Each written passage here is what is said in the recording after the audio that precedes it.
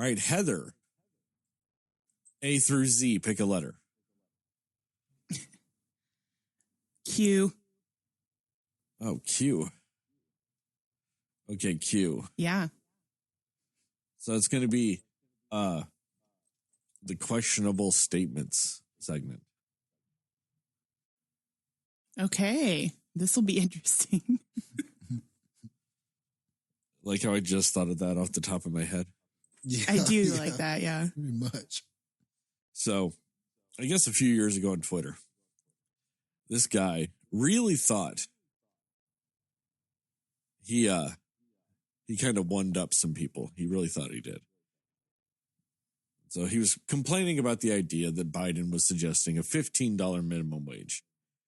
He said a $15 minimum wage leads to $31,200 a year for 40-hour work weeks. He said the starting salary for a beginning teacher in Texas is only $33,600. He's like saying, so a person with a minimum wage job should be making almost the same as a teacher with a college degree does. He's like, does that make any sense? And I mean, I get like he's trying to like one up people and with that, but I'm like, why are teachers making that fucking low? Yeah. Like, Yeah. That's what blew my mind with that statement. Like, teachers only start at $33K? Holy shit. That is terrible. And then we wonder why our educational system sucks sometimes. Yeah. Like, that just sounds like the worst. You have to deal with all these like little kids and their shitty fucking parents. And you only make $33K? Damn. Yeah, that's a bummer. And you got like parents and special interest groups coming into your classrooms telling you like what kind of books you can even have in your classroom. And then on top of that, they got rid of the tax credits so you can't even claim school supplies that you buy because your school district won't even buy you the basic fucking things you need to do your job. And you used to be able to count that on your taxes if you were a teacher. And they got rid of that. So they don't even have that no more. It is bonkers. Wow. That's crazy. I was just like, that is the weirdest like self-own ever. He's like, really? You think people working at McDonald's need to make as much as teachers? I'm like, how about you fucking pay teachers more, dumbass? Like, Jesus. Just. Honestly, I've known people that like decided like they did schooling to be a teacher and then decided financially to go into a different field because it paid more because they had to take care of their family. And that's really sad that like it comes to that sometimes. Yeah. Yep. I've known some people that did a similar thing. So yeah, they should get paid a lot more than they do, especially it's a super stressful job. And a lot of times you're in no-win situations with kids and parents and stuff like that. And, you know, they often have to truck on and do the best job that they can. And it can be very difficult, but then it's not only just that difficult part, it's also the rewarding part. You know, if their attitude is better and they're more focused and they're making more money and they've got more resources, then you would think that would lead to children being taught better, that children would be more receptive to what's being taught, that it would allow for kids to have a better experience as well. I don't think that just impacts them. It impacts how they teach. You know, I think all that stuff goes hand in hand and boosting morale and all of that kind of stuff. But what do I know? I mean, I won't say how much I make, but I make a decent amount above that, like a substantial amount of money more than that. And that's still not enough to get me to do a damn thing outside of work hours for the most part. Because at least when I do, I at least get overtime. You know what I mean? I at least get overtime when that happens. And they're expected to do all this shit and like grade papers and create lesson plans and all this shit outside of work on top of all that. Yep. Yeah, it's a lot. Yeah. Where's the overtime for that stuff? Yeah. And then, and I know people are going to be like, well, they only work, you know, like however many months it is, whatever. Yeah, because they provide an essential service to our fucking communities. It's fine they get the summers off. It's fine. I would have zero problem ever with any teacher making the same amount of money I do, if not more, because they probably should make even more than I do, and then also get that much time off. That's fine. It's an essential service to our fucking communities. Yep. Like, it's preposterous. Especially when you want people to like, that's the other side of it too. You want, especially children, to respect their teachers. But then when they get paid like this, you know, more often than not, the parents don't respect the teacher. Because it's all weirdly tied into how much money you make. So parents are more likely to not respect teachers because they know they get paid like shit. Therefore, they're going to tell that's going to rub off on their kids. You know what I mean? Like, I remember working at a teppanyaki restaurant as a chef at one of those. And there was somebody, it wasn't at my table, but it was at another chef's table. Like, somebody told their kid, like, you need to make sure your grades are good or you're going to end up, you know, doing this, pointing at the teppanyaki chef. Like, motherfucker, you're here eating here. You're eating that man's food. That's terrible. Like, what would you do if there weren't people that wanted to cook for a living? I mean, exactly. You deem it a good enough quality, like, you know, thing to want to fucking eat the food that man makes. Right. Like, why is it good enough for you to eat and pay a substantial amount of money for? Teppanyaki restaurants aren't known for being cheap fare. It's rather expensive food. And you're willing to pay that much money for somebody that you consider like a lower quality person than you. I don't get it. That's why this is what happens when you choose Q, Heather. I can go into more. You know, I guess I was asking for it. If you want more questionable statements, I don't know, maybe this might only offend just me, and that's fine.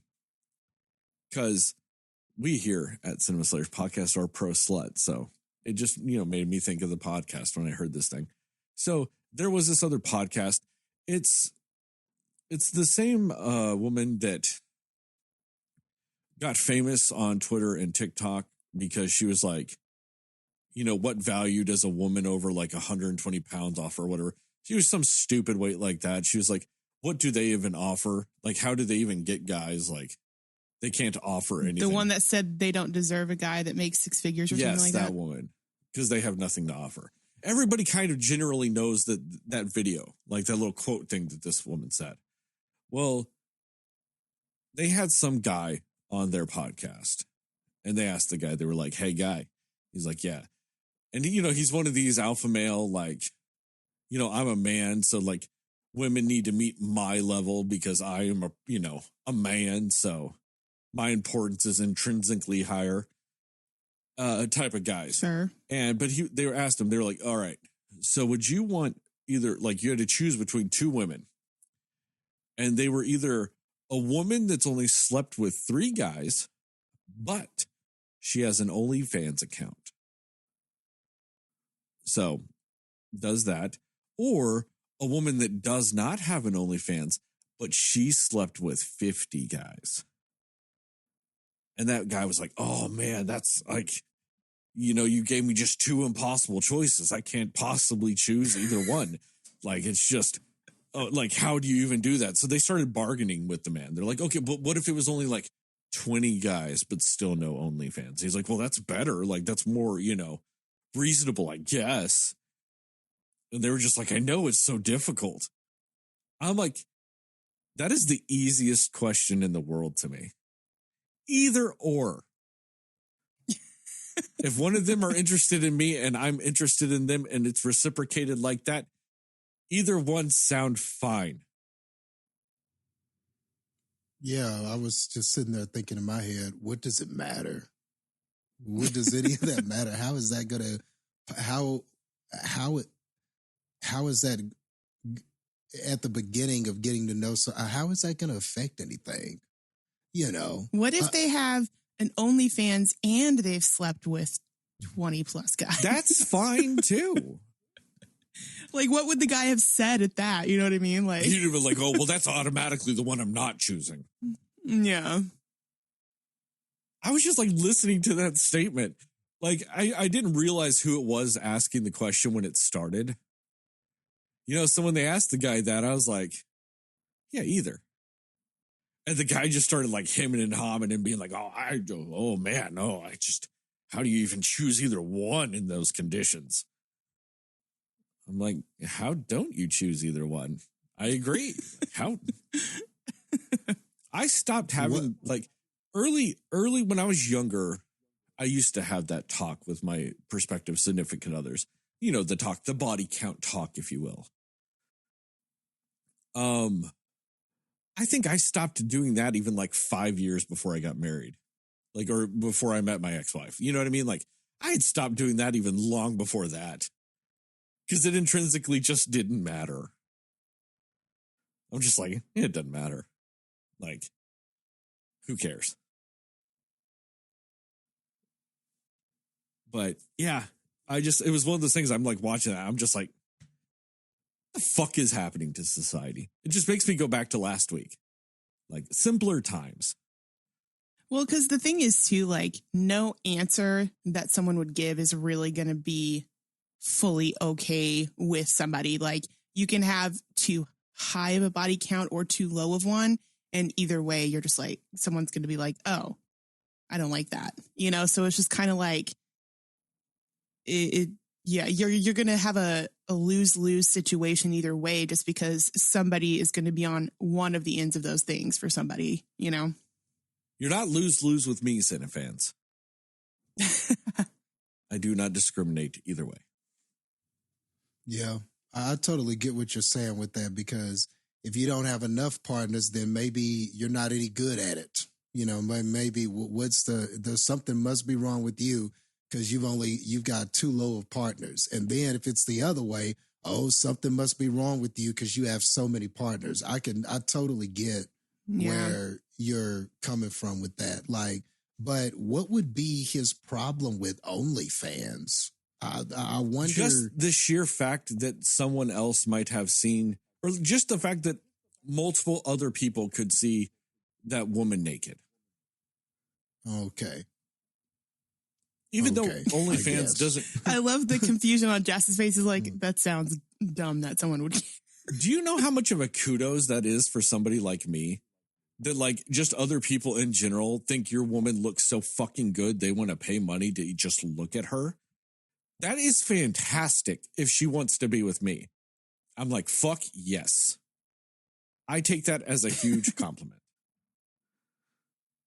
Like, that's just, like, personality-wise, like, how I am with it. I'm like, that is fine. Like, hey, it's your body. Do whatever the fuck you want with it. I mean, I'm hoping you're not doing self-destructive things. Like, I don't necessarily want my partner doing meth and or heroin. You know. But I guess there's a time and a place for people and things. But I'm just saying, like, if that's what they choose to do with their life and all this other stuff, power to them. I'm cool with that. And on top of that, like I said, if they're making a ton of money from it, that's even better. Yeah. And I mean, it's just, the thing is that all these deal breakers and all of these little rules and the things that my partner must be able to do or not do. The thing is that anything can be abused. Anything can be a problem. Anything can potentially be bad. Sure, OnlyFans is all right, as long as somebody isn't obsessing about that stuff, or as long as somebody's not, that can be a negative too. It's not a universal positive or negative. It just depends on how the person treats that and what the person, there can be too much social media stuff also, that can be a problem too. The sleeping with a lot of partners. I mean, unless there's some sort of psychological or something, there could be other things that could come up that maybe impact sex or not, that might have to do with mental health and all that kind of stuff. But the activity just on its own is nothing. It's absolutely nothing. You kind of hit it on the head. It all depends on the person's personality. You know what I mean? And what exactly is going on, Yeah, you kind of hit the nail on the head, though. It's, if there's a mental health aspect to it, it's the sleeping with people isn't the deal breaker.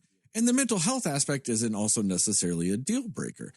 Like, it's, there are multiple like layers to it. Like, but just like trying to like delve it down into like that simple of a thing of a prospective partner. The two most important things you could possibly ask somebody on a first date is body count and OnlyFans status. Yeah. As if those things by themselves mean anything. I mean, that just seems so dumb to me, but I guess I'm just not this person who cares about that stuff or has, I don't know, man. That's just so opposite of what I think and believe. I guess I just can't comprehend it. I just can't. But if it sounds like there's a problem with that individual, like their ego won't allow them. If it sounds like that might be an internal thing more than it is an insecurity on their part, basically. Some sort of insecurity with them, something with them that it feels like it's something going on with them internally that they can't have a partner that engages in those things. Well, there's That's what it sounds like to me. I mean, when you root it out, it's extreme levels of toxic masculinity. There's the other insecurities. There's misogynistic issues with it. I mean, there's all kinds of things like that. I mean, especially because those are the type of guys that are, they'll be like, well, I can fuck as many women as I want. That's fine. Men are supposed to fuck. Yeah. Yeah. But then they also act like they're just, honestly, like they're running around and fucking nothing but dudes. Because if you really think about it, if men are supposed to fuck, but you don't want women to fuck too much, well, you're going to run out of resources to where you can't run around and fuck as much as you want anyway, because then you don't want the women getting too high body counts. It's a weird system that they don't ever actually think about on a resource relationship, on actually how it would even work. But they like to think they're highly intellectual motherfuckers, and they're really not. I mean, it's the most regressive fucking 1940s fucking bullshit ever. Yeah. It all just kind of goes back to that common denominator of this male need to control women. That's what it feels like to me. It's just all back to that. Really. I don't know. That always seemed like throughout my life, that's always seemed like a very boring proposition. Like having somebody who's like subjugated to me or submissive to me in that regard. Like that just seems kind of boring in a partner. You know what I mean? Like in a significant other, that whole ideal just never intrigued me or sounded good or anything, because then honestly, you have like you within yourself, for a very selfish reason, you've got no way to grow as a human being with that mindset in those types of relationships. Even if you want to look at it, you don't even want to look at it on the perspective of the other human being. Look at it completely selfishly. You can't grow as a person with those types of relationships. You will internally stagnate yourself, because then essentially there's no challenge in any aspect of your life, because your relationships are built on submission. Nobody grows from having people be submissive to them. They stagnate.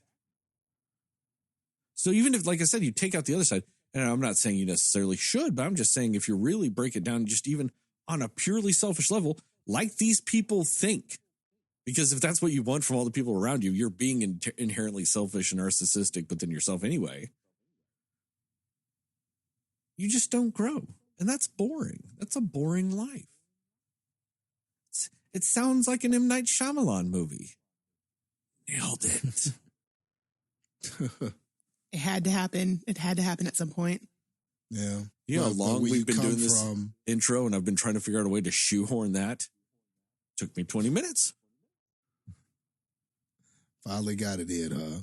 But I was just going to say, but when you come from a society that just has a long running tradition, really across the world, there's just kind of been this tradition of controlling women, and that's just been okay. You know what I mean? That's been okay for a long ass time, bro. So really what you're saying is less of the norm.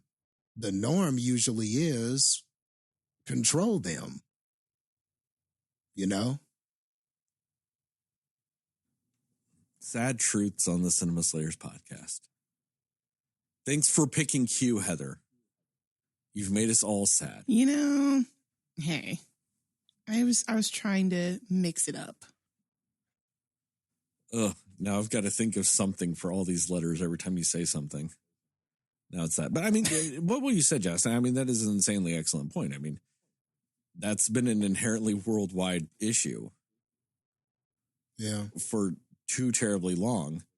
And then, you know, the sad thing is I wouldn't say a big chunk of the world, but I mean, at least a sizable chunk has been moving forward with it and progressing and, you know, trying to end that type of thinking.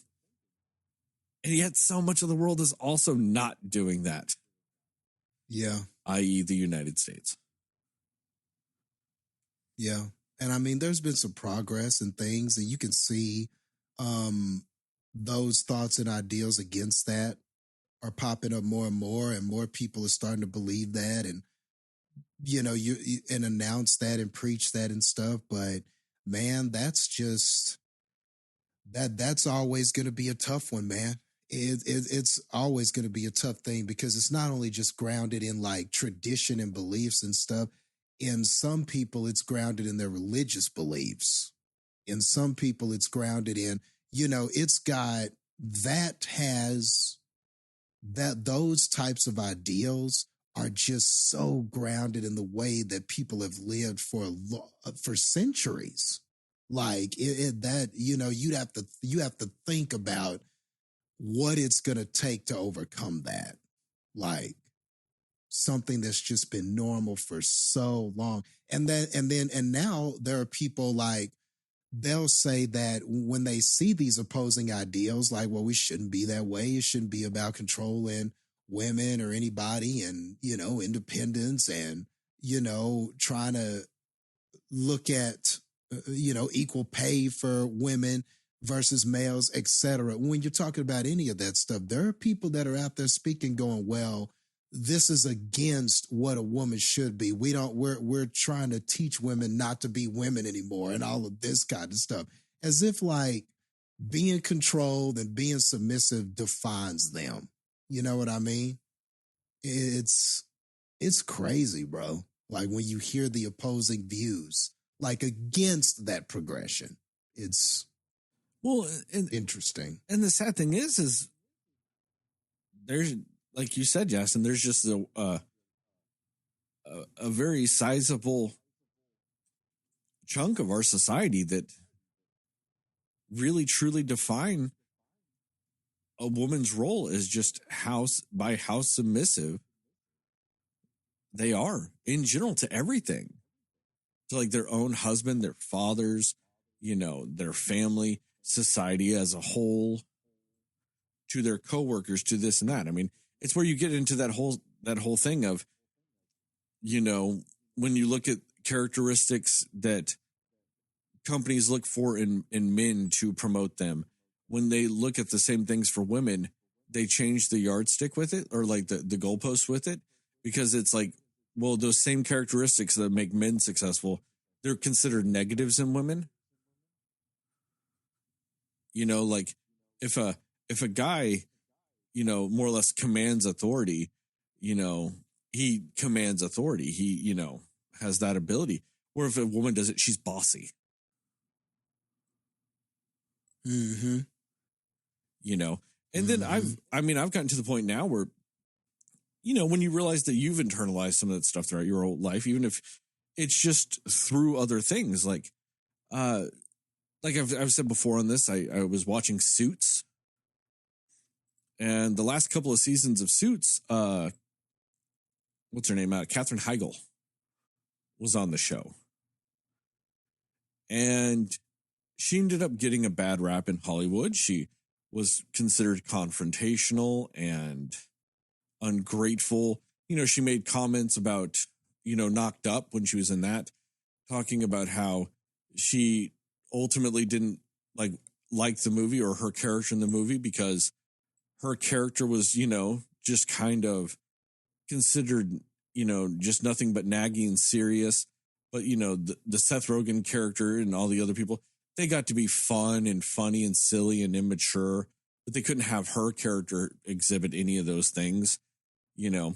So, you know, she thought that it was a little too one-sided, that it's like, oh, let the boys just be silly and immature, but a woman character has to be serious and studious and no nonsense and all these things. And, you know, she ultimately didn't like that, and she was considered confrontational with other things. And then you kind of internalize that. You just hear all these reports and stories and behind the scenes thing of people talking about that stuff. And then also talking about like the fact that, like, you know, people, I mean, ultimately, anytime anything like that happens, they more or less also end up saying that they're not as talented as, you know, what everybody thought they were, or all this other stuff. But then, like I said, I saw her in Suits, and I'm just like, she's fantastic. And then I started thinking about, like, why didn't I like Katherine Heigl before?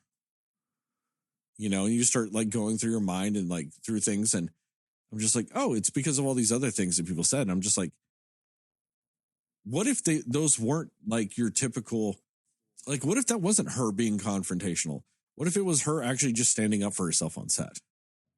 But because she's a woman, it's considered confrontational. And then I'm thinking about it, like what she said about Knocked Up. Is she necessarily wrong? Like, if you think about the context of the movie and all this other stuff, it's considered this great comedy, but like her character was intentionally unfunny the whole movie. Like, they really, and it's almost like I'm not saying they went out of their way because it was her playing that character, but in general, that's how the character was written. And, you know, at the time, Judd Apatow and Seth Rogen and all of them were like kings of comedy. You know, everybody wanted to be in one of their movies because if it was a comedy and they were making it, it was going to be critically acclaimed. People were going to love it. So yeah, you as an actor, you'd want to, if you want to like expand your horizons and not, you know, be known for nothing but Grey's Anatomy your whole life. Yeah, you would jump on that to be one of the main roles in one of their movies. And then that's the character. And she, you know, it's especially with the amount of improvisation and things like that on those sets, you know, maybe you think, well, it's written this way, but, you know, maybe once it's all said and done with improv and everything else and like just, you know, running with scenes, it won't be that way. And then it's exactly what it was.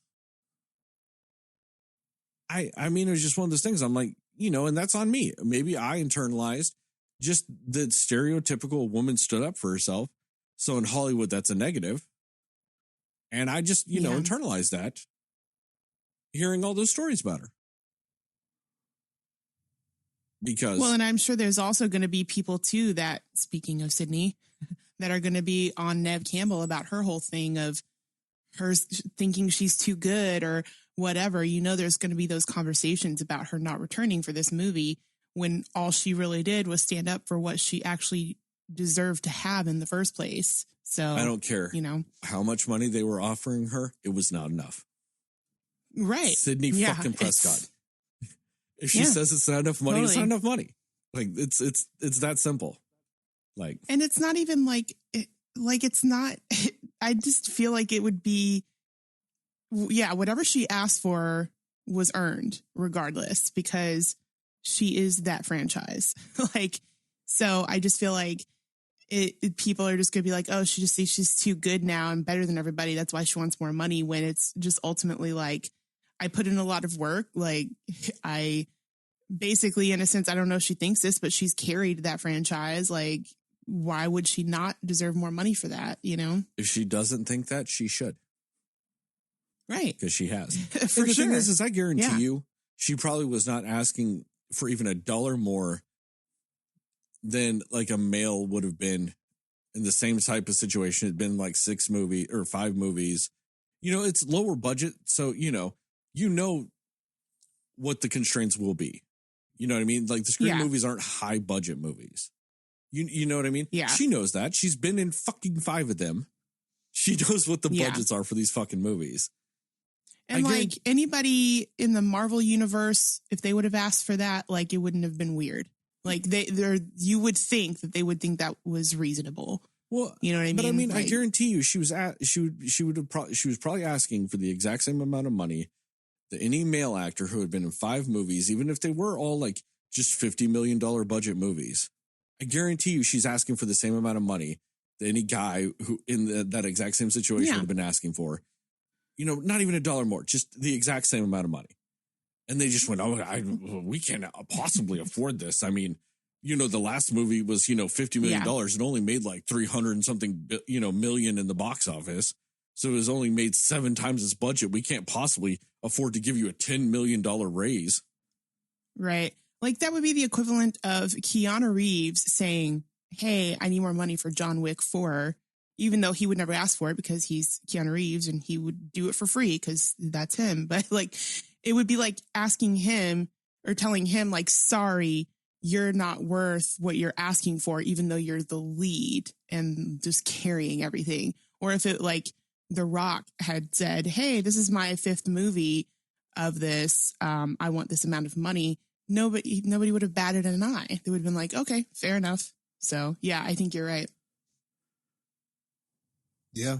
And I think that that's not only true for this profession, but I've seen that in other professions too, you know? I mean, especially it kind of, you're making me think about conversations I've had with some friends and stuff like that about wrestling and stuff. And, you know, in the rumor mill and stuff, they were saying that one of the reasons why Sasha Banks left was because she wanted to be paid as much as the top women at the WWE and couldn't get what she was asking for and stuff like that. And a lot of dudes kind of came at her like, man, you know, why does she want to get this much and this, that, and the other? And they just kind of were, I saw a lot of just online fans, if you will, kind of dragging her down for even asking for it.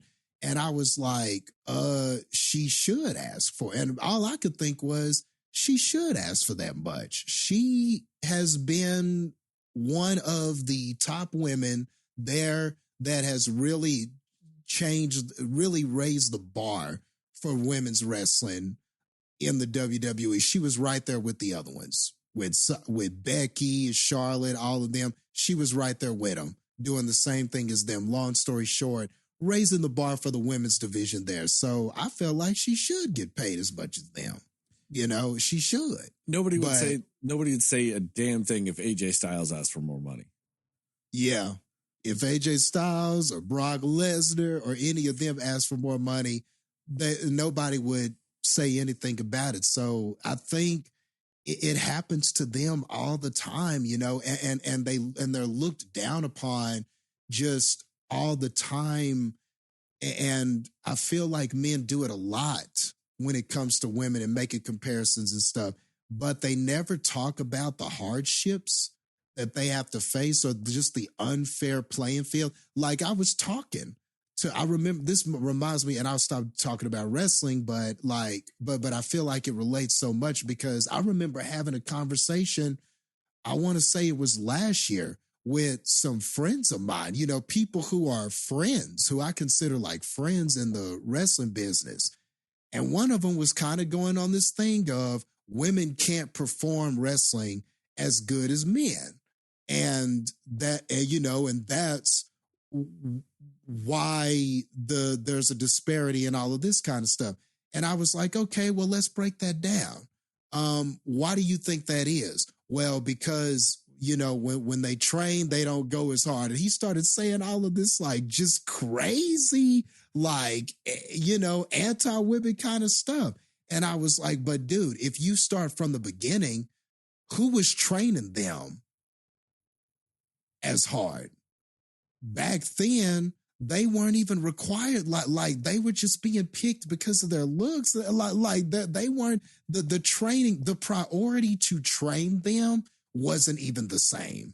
The men weren't training them the same way because they were probably being manipulated. They were probably being like from the beginning.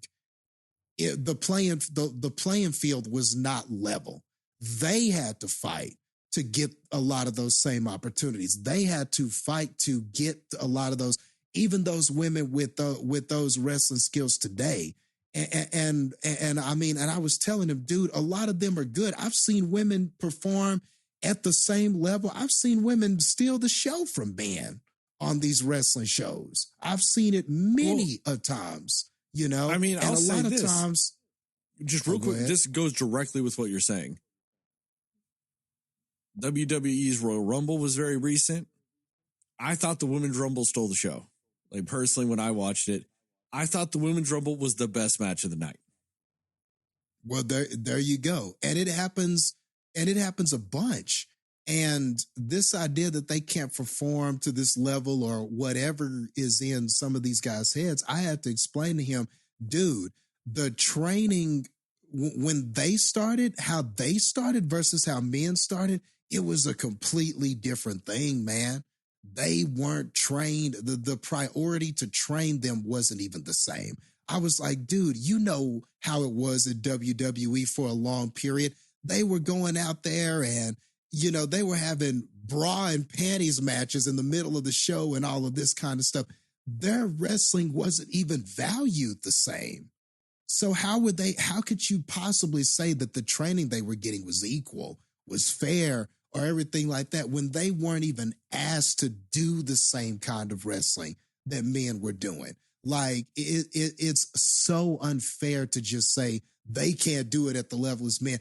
That they have never been given the same opportunities as men in pro wrestling. And a lot of those opportunities they have gotten, they made them happen. They made them happen because they wouldn't shut up. They were determined to wrestle as good as the men. They decided to go out there. No, we're not going to wrestle like this. We're going to go out here and put on the same show that they can and show we're capable of this too. They had to do that. They had to push that forward. Nobody was doing it for them, like with the men, where it was just expected. And we're going to give you every opportunity to do that. It's never been fair. They've always had it harder. And like, it was funny that it took me like saying that to them and giving examples and stuff for them to even see that, So I feel like it just happens to them all the time. And I bet if you go through any profession, you will find examples of exactly this, of men saying, well, women this and not as effective this, and they don't get that. Dude, it's never been fair for them, bro. Well, they're probably working harder than you, man, because they had to, because they're already these preconceived things that they have to face that a man just doesn't, but we just don't. Just to swing this back to movies real quick. There was a quote from a casting director about, I want to say her name is Adelaide Haenel. One of the main characters from A Portrait of a Girl on Fire, or A Portrait of a Lady on Fire, movie that came out, I want to say last year or 2 years ago. Fringe lady. But they were talking about her. And it was a casting director says that she has a well-deserved dead career after she protested an award show that was giving an award to Roman Polanski. So, Wow. yes. So the whole issue is, she protests an award show in her industry that was celebrating a literally convicted rapist. And it's not like he served his time in jail, paid his penance to society, and has since gone to move forward and do all these other things. No. Guy's never been to jail. He ran away. Never been punished. Never apologized. Never gave a fuck. And she's like, hey, maybe we shouldn't celebrate this rapist. And these people are like, well, you were dead to us then. Right. Yeah. Just that's like to say she deserves a dead career because of that. Like, what? Yeah, but I mean, that just directly ties into what Jastin's saying. I mean, it's really and it's funny because how many people call like Hollywood like this liberal hellscape? Like it's not. It's nowhere near as much as everybody likes to think it is. Yes, some people in it are outspokenly liberal. Sure. The industry itself, nowhere near. The industry is the same as every other fucking thing out there. Like, that. Just to go back to what you were saying, I mean, she deserves a dead career because she's like, hey guys, let's not celebrate the rapists. And the French film industry went, how dare you? You are dead to us. Yeah. Yeah. Like people don't understand how all of those things, even when you're not thinking about them, even when you're not seeing them, it even affects their jobs when they have jobs. Like, I remember this just came back, a memory of this just came back because just when you were talking about that, and this is back to movies and TV and stuff like that, but I remember looking at one of those special like bonus, the little bonus things that they do on HBO Max, like after episodes and stuff like that. And I remember one for House of the Dragon. And it was that episode where with Rhaenyra where she goes off with Damien and then everything starts happening and then the brothel and all the lies and stuff like that. And I wish I remembered the female that was talking, but it was a female that directed the episode.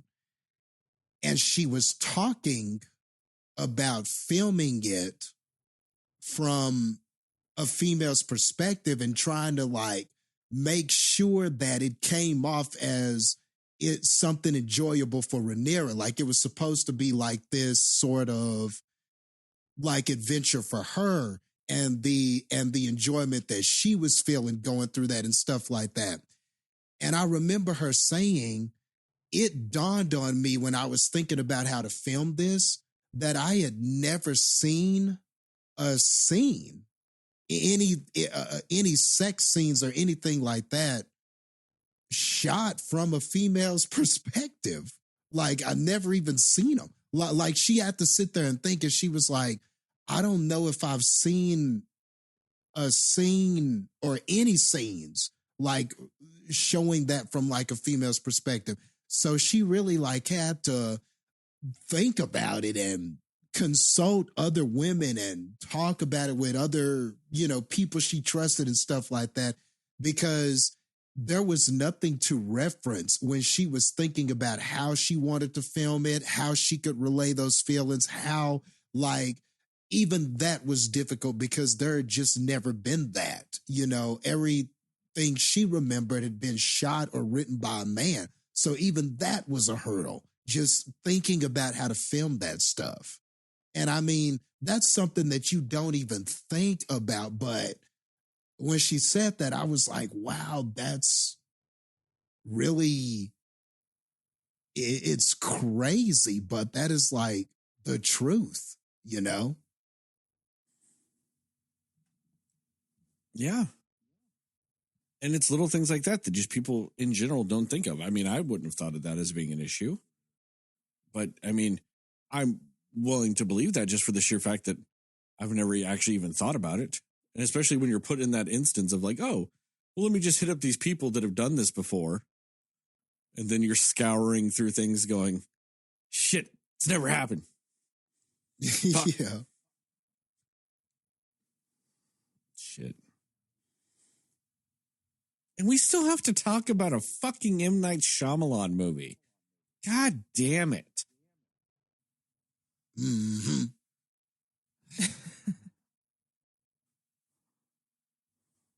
All right. I guess let's move on with the sadness.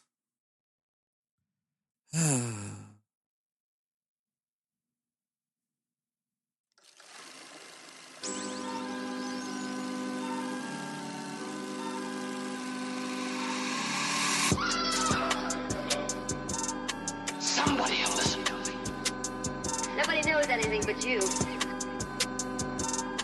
All right. Are you ready? Yes. Come on. Cinema Slayers. Hey, Cinefans, and welcome back to another episode of the Cinema Slayers podcast. I'm Sterling, and as always, I'm joined by Heather and Jastin. And tonight we were going to talk about what we liked, didn't like, and everything in between with the M. Night Shyamalan movie, Knock at the Cabin. We will go spoiler-free recommendations and scores and then into a more spoiler-centric section with time codes in the description of both the audio and the YouTube video to allow you to jump around if you so require. Also, just side note, the reason for the long delay for the theme song is because my mixer has been going crazy for the last few recordings and just going off whenever. So I thought I hit the button and it just didn't even go off this time. I wouldn't even hit buttons before and shit would go off, but no, I hit the button this time. It didn't even go. And I'm like, I hit it. I'm just kind of waiting. I'm like, what the fuck? And I had to hit it again. Maybe the cats are playing tricks on you. They're not. Not this time. I mean, All right. Batty is in my lap right now, see, but she does not play tricks. If any of my cats are not playing tricks, it's this one. She's the least tricky of all my cats. Unlike that M. Night Shyamalan. With that, Heather, what are your spoiler-free thoughts about Knock at the Cabin? Oh man, this is a weird one for me because I didn't hate this movie. Like, I know that's like a strong thing to say in front of Sterling, who hates Shyamalan. But I didn't hate this movie, but I also I can't say that I loved this movie, you know? Like, I feel like there was up to a point in this movie where I was like, this is interesting. And then I feel like more than anything else, the movie starts to get very anticlimactic to a point. And so it's kind of, I check out in what's going on in the story a little bit earlier than I would like to. But I do think there's some really strong elements to this film. Like, I think the acting across the board is great. I think Dave Bautista is solid. He's very solid in this. He really is. He's great in this. I have no issues with anything he did with his performance. Everybody, I mean, Rupert Grint, I mean, you've got Jonathan Groff. Like, there's some really solid acting that happens across the board in this film. I just feel like the way that the story is drawn out and how it plays out in general is very lacking at least towards the latter half of it. I would say that I feel like it drew me in very quickly with like the opening scenes of this film, and it kind of moves along quickly with the story it's telling. Like, it gets to certain points fairly quickly, but then it kind of drops off a little bit to where I'm just like, I don't know. I feel like, especially with other Shyamalan films, like there's something about where you feel like he's going to do something towards the latter half of the film that just grabs you. And I feel like this is one of the films that he didn't really do that in for me. So I didn't really have any like necessarily satisfactory feelings about the ending of this movie. But at the same time, I have seen worse Shyamalan films. I have definitely seen better, but I have definitely seen worse. I think it had good elements. I think it had a lot of potential to be like a really great film if they had kind of done some elements of it a little bit differently. But it was fine. It was a fine film. I wouldn't say it's a great film. I would say, I probably leaned more towards liked it than didn't like it, but it's really kind of very close to the fence for me on that. Jastin, what are your spoiler-free thoughts about M. Night Shyamalan's Knock at the Cabin? Knock at the Cabin. I think that if I could sum it up in a sentence, I would just say I thought it was a good movie. I don't think it's great. I think if it was a little stronger, maybe I could say that.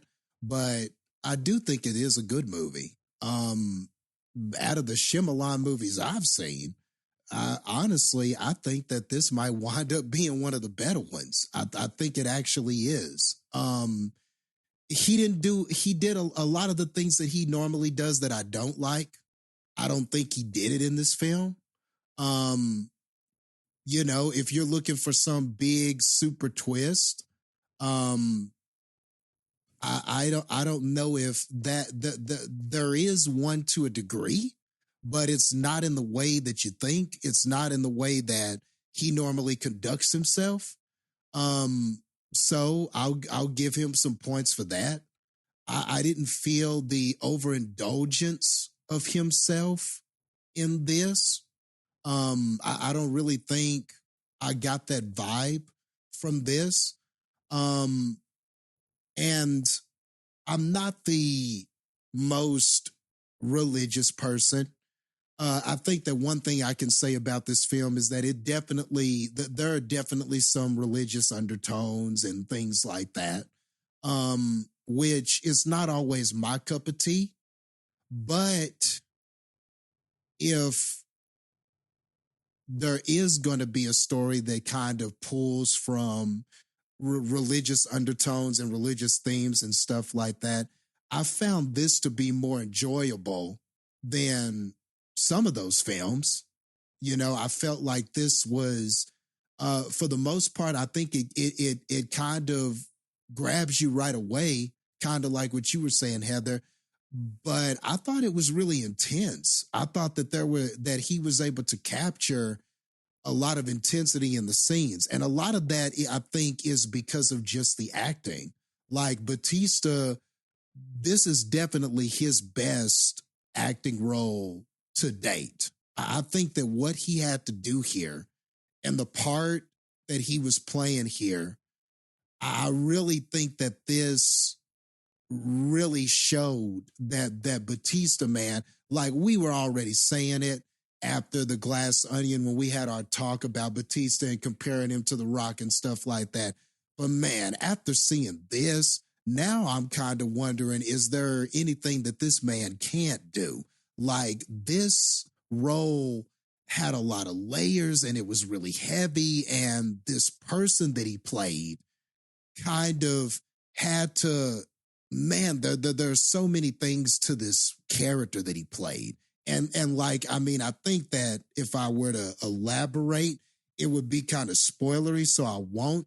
But man, this Leonard character, there was so much to this character. Like not only in just like story form, what they were giving you, but I really think that there was a lot to the character in the acting.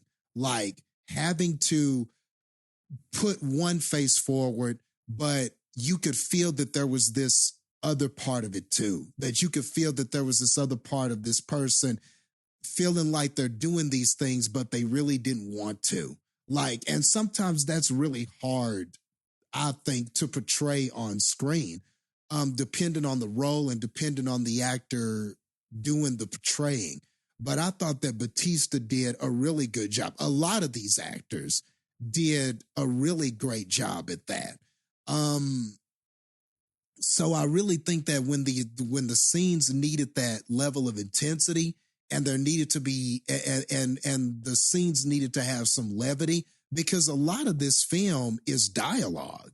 You know, a lot of this film is just characters talking and trying to reason through this just crazy situation that we're in.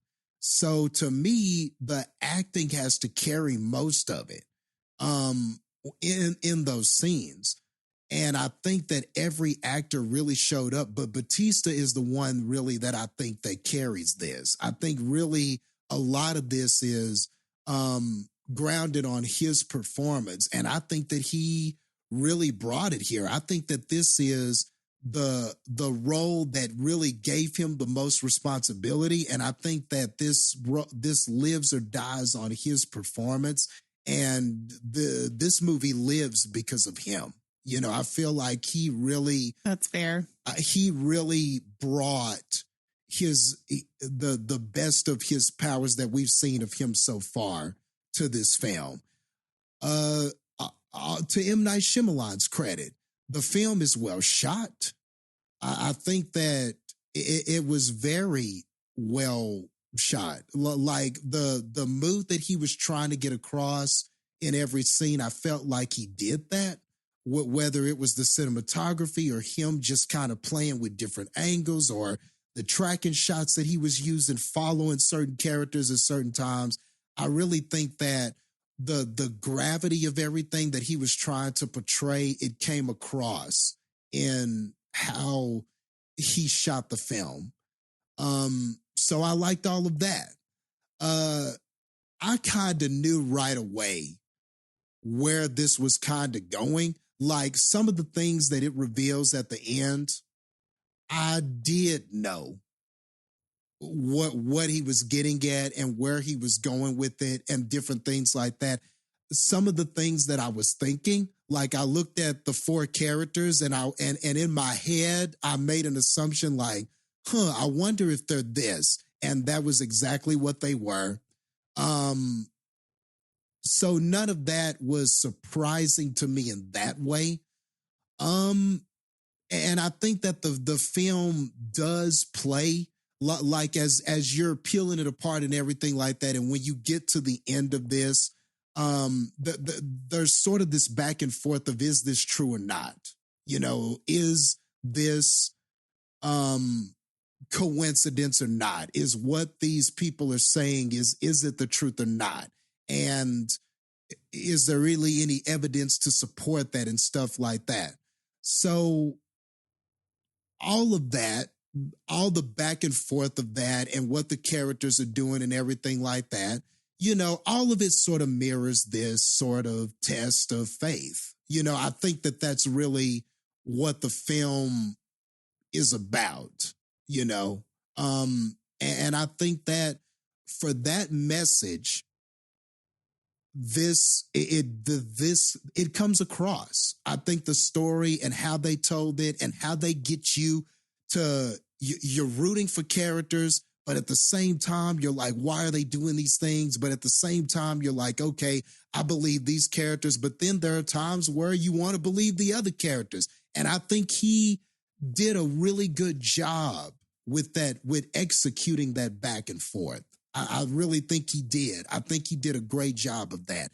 And as the story is going, you're learning about some of these characters. You're seeing them in other scenes, and he's developing the characters. So I think by the time you get to the end, you understand what everybody is doing. You understand where the characters arrive, and it feels like he accomplished what he needed to accomplish.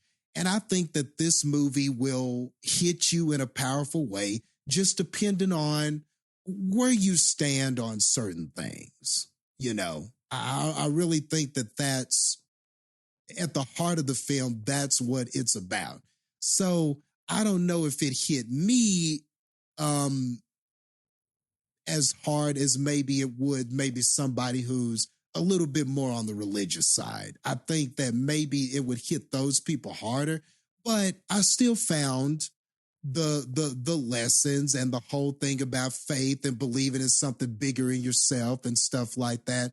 You know, I found that stuff to be okay. You know, I was fine with kind of what this movie was trying to say. And I thought that it was effective in its storytelling. And overall, I didn't have a bad time watching this. You know, I felt that it be intense at certain moments.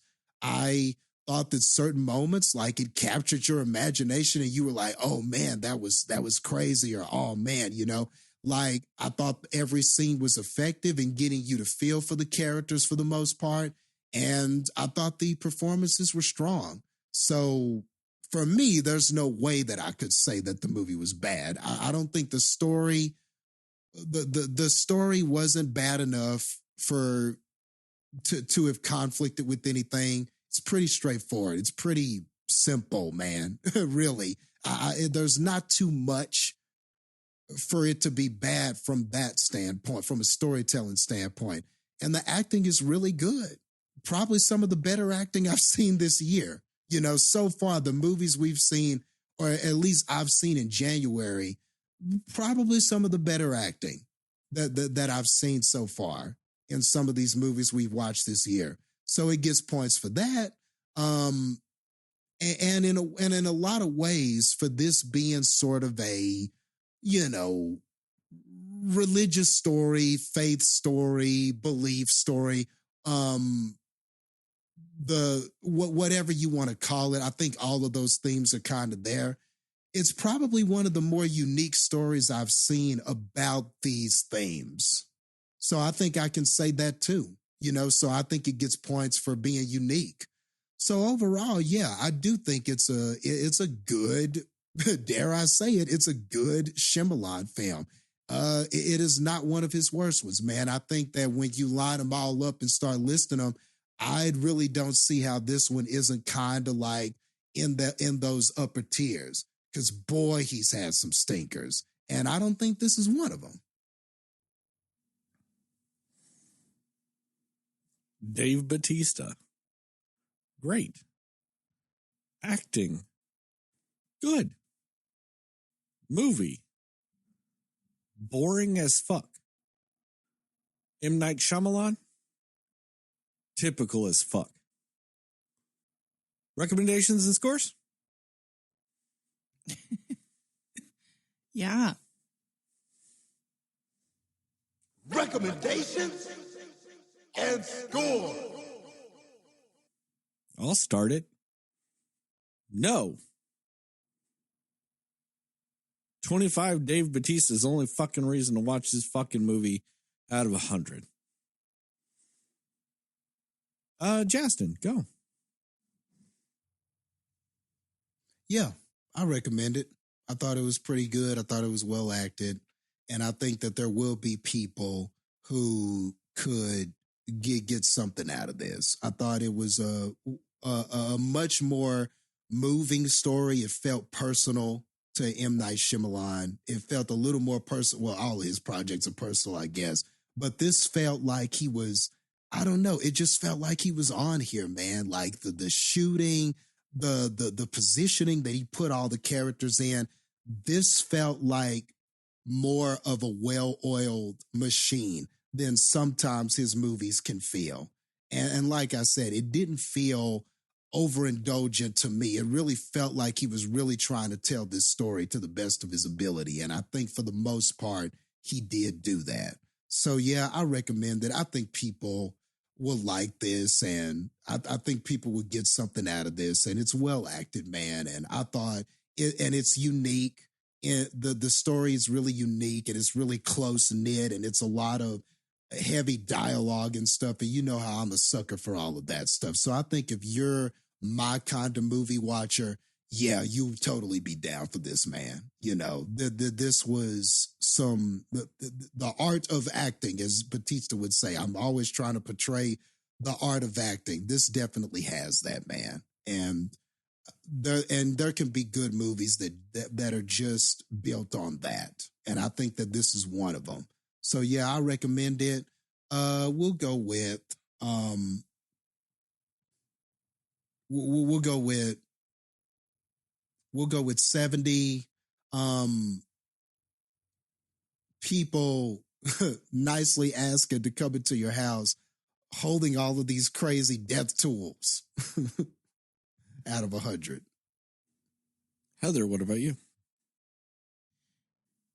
I could be wrong on this, but I feel like this movie is, I know this was based off of a book, correct? So I think this is one of the first, like, written for screen movies that M. Night Shyamalan didn't actually write himself. I know this is a minimum at least the third. Oh, is it? Okay. He might have written Avatar: The Last Airbender, but it's still based on the intellectual property that was something else. Yeah. That last one, Old, I guess it was based on a graphic novel. Okay. Sandcastles. Oh, that's right. I remember that now. So like I said, actually completely least forgot about. third. Yeah, I actually just completely forgot about Last Airbender, because why would you want to think about that movie? But I guess I feel like the projects that he does that I actually tend to like more are the ones where it is actually stories that he's written. You know, huge fan of Split and Sixth Sense and Signs. Those movies I think are really great. Those are definitely my top 3 of his films. But so I would think that maybe that might be a little bit of what it is here, because, you know, I feel like the way that the story plays out overall in general at the end here too is a little bit different than what I've seen in other of his works. So I guess that was a little bit of a throw off for me, just because I think when you know Shyamalan's movies, you kind of expect a certain thing. Because while I do agree with you, Sterling, that I think Shyamalan is typical with some of the stuff that he does, I actually don't feel like in this movie he does the typical of, at least in the sense of what I usually like of the typical that he does, if that makes sense. Like, he is predictable and typical in what he is going to choose to do in his films, but he kind of didn't really fully do that in this. And I was kind of actually, I feel like this is a movie where you actually should do something like that, like add a little twist to it or something.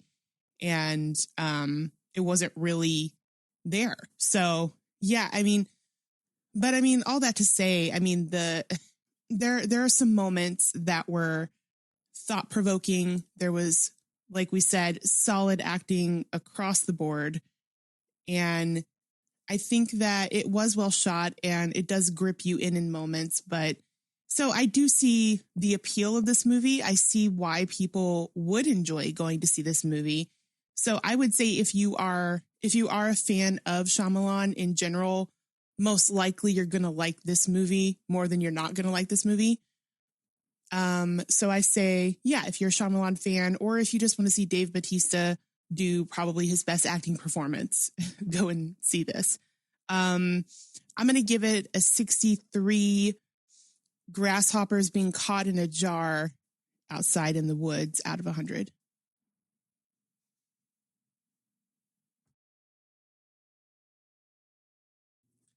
That means the official Cinescore for this movie is a 53. Way too Yeah, because what damn did high. you give it, Sterling? 25. 25. And those are okay. strictly, purely 100% 25 Dave Bautista points. Fair enough. I want to make it clear. Nothing else in this movie got a damn point at all. Just 100% of the points for this movie were Dave Bautista. And if he wasn't in this movie, just down. You probably wouldn't have even seen it. Dave Bautista actually accounted for probably about 75 points. It probably would have been a neg 50 if it didn't have Dave Bautista.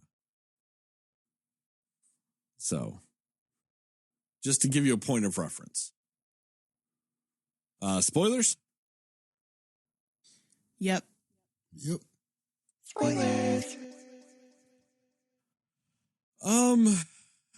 Just to kind of talk about some of the things you brought up, Jastin.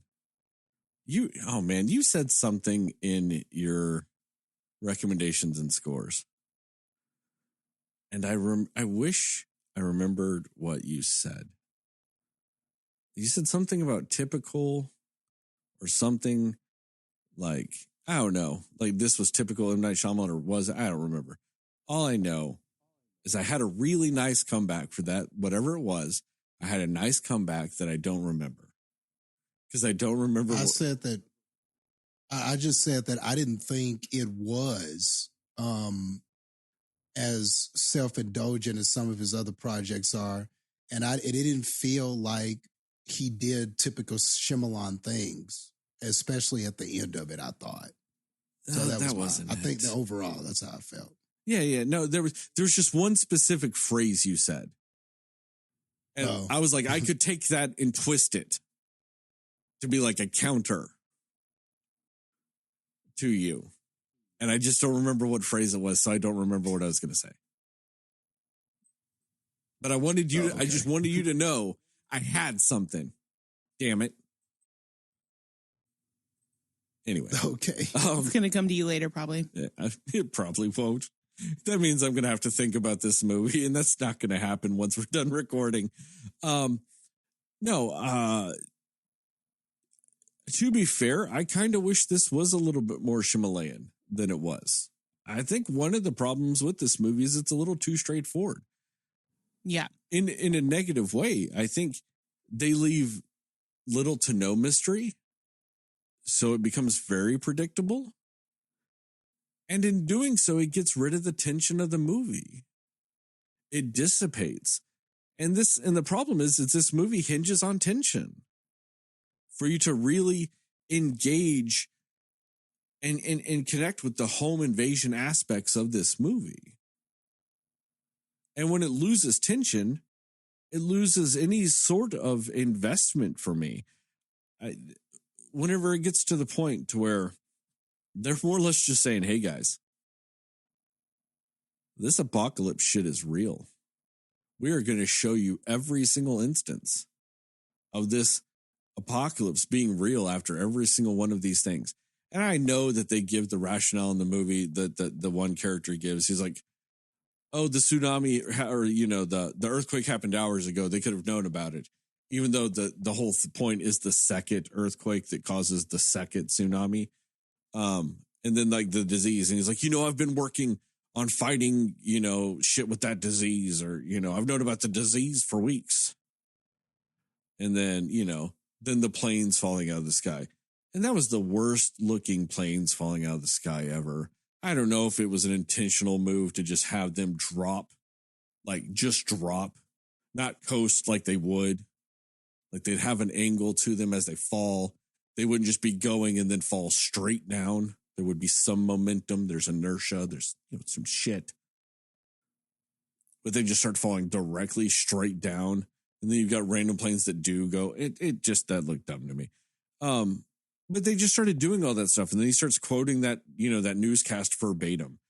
And then that the other dad is going to, believe it because they've been telling you the whole movie. He's the one that's going to believe it.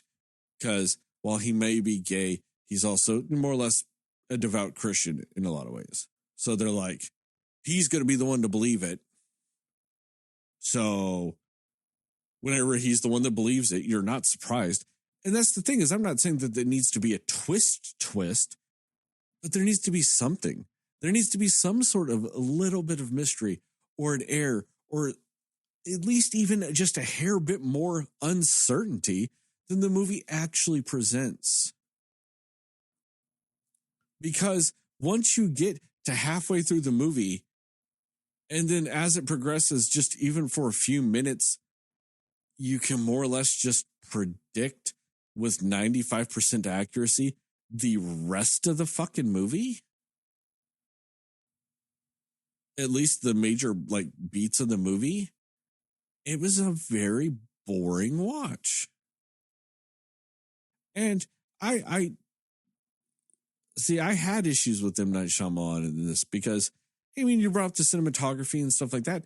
His movies are typically well shot. That's never really been an issue for M. Night Shyamalan. You know, his movies tend to look good outside The Last Airbender, because that was like a mess on a mess. Like, it was a way too dimly lit movie, but then it was also 3D, which also adds a layer of dimness to your movie. So it was just almost unwatchably dark. But outside of that, his movies are generally visually fine and have some good visual aspects to them. My issue has been and always will be with how he tells stories. And after seeing him in this movie talk about the wonders of an air fryer, hey, I've never wanted to own an air fryer less. Like when I came home and I saw my air fryer sitting on my counter, I never wanted to punt my air fryer quicker than after seeing this movie. I never want to eat a crispy food again just because that man said crispy while staring into the camera. But alas, that's neither here nor there. But I see him insert himself into this movie as he typically does. And I just had flashbacks to Lady in the Water, where kind of dealt with a slightly similar premise. You have prophecies of the end of the world. You have few people that can help prevent it. And lo and behold, who is that prophetic person?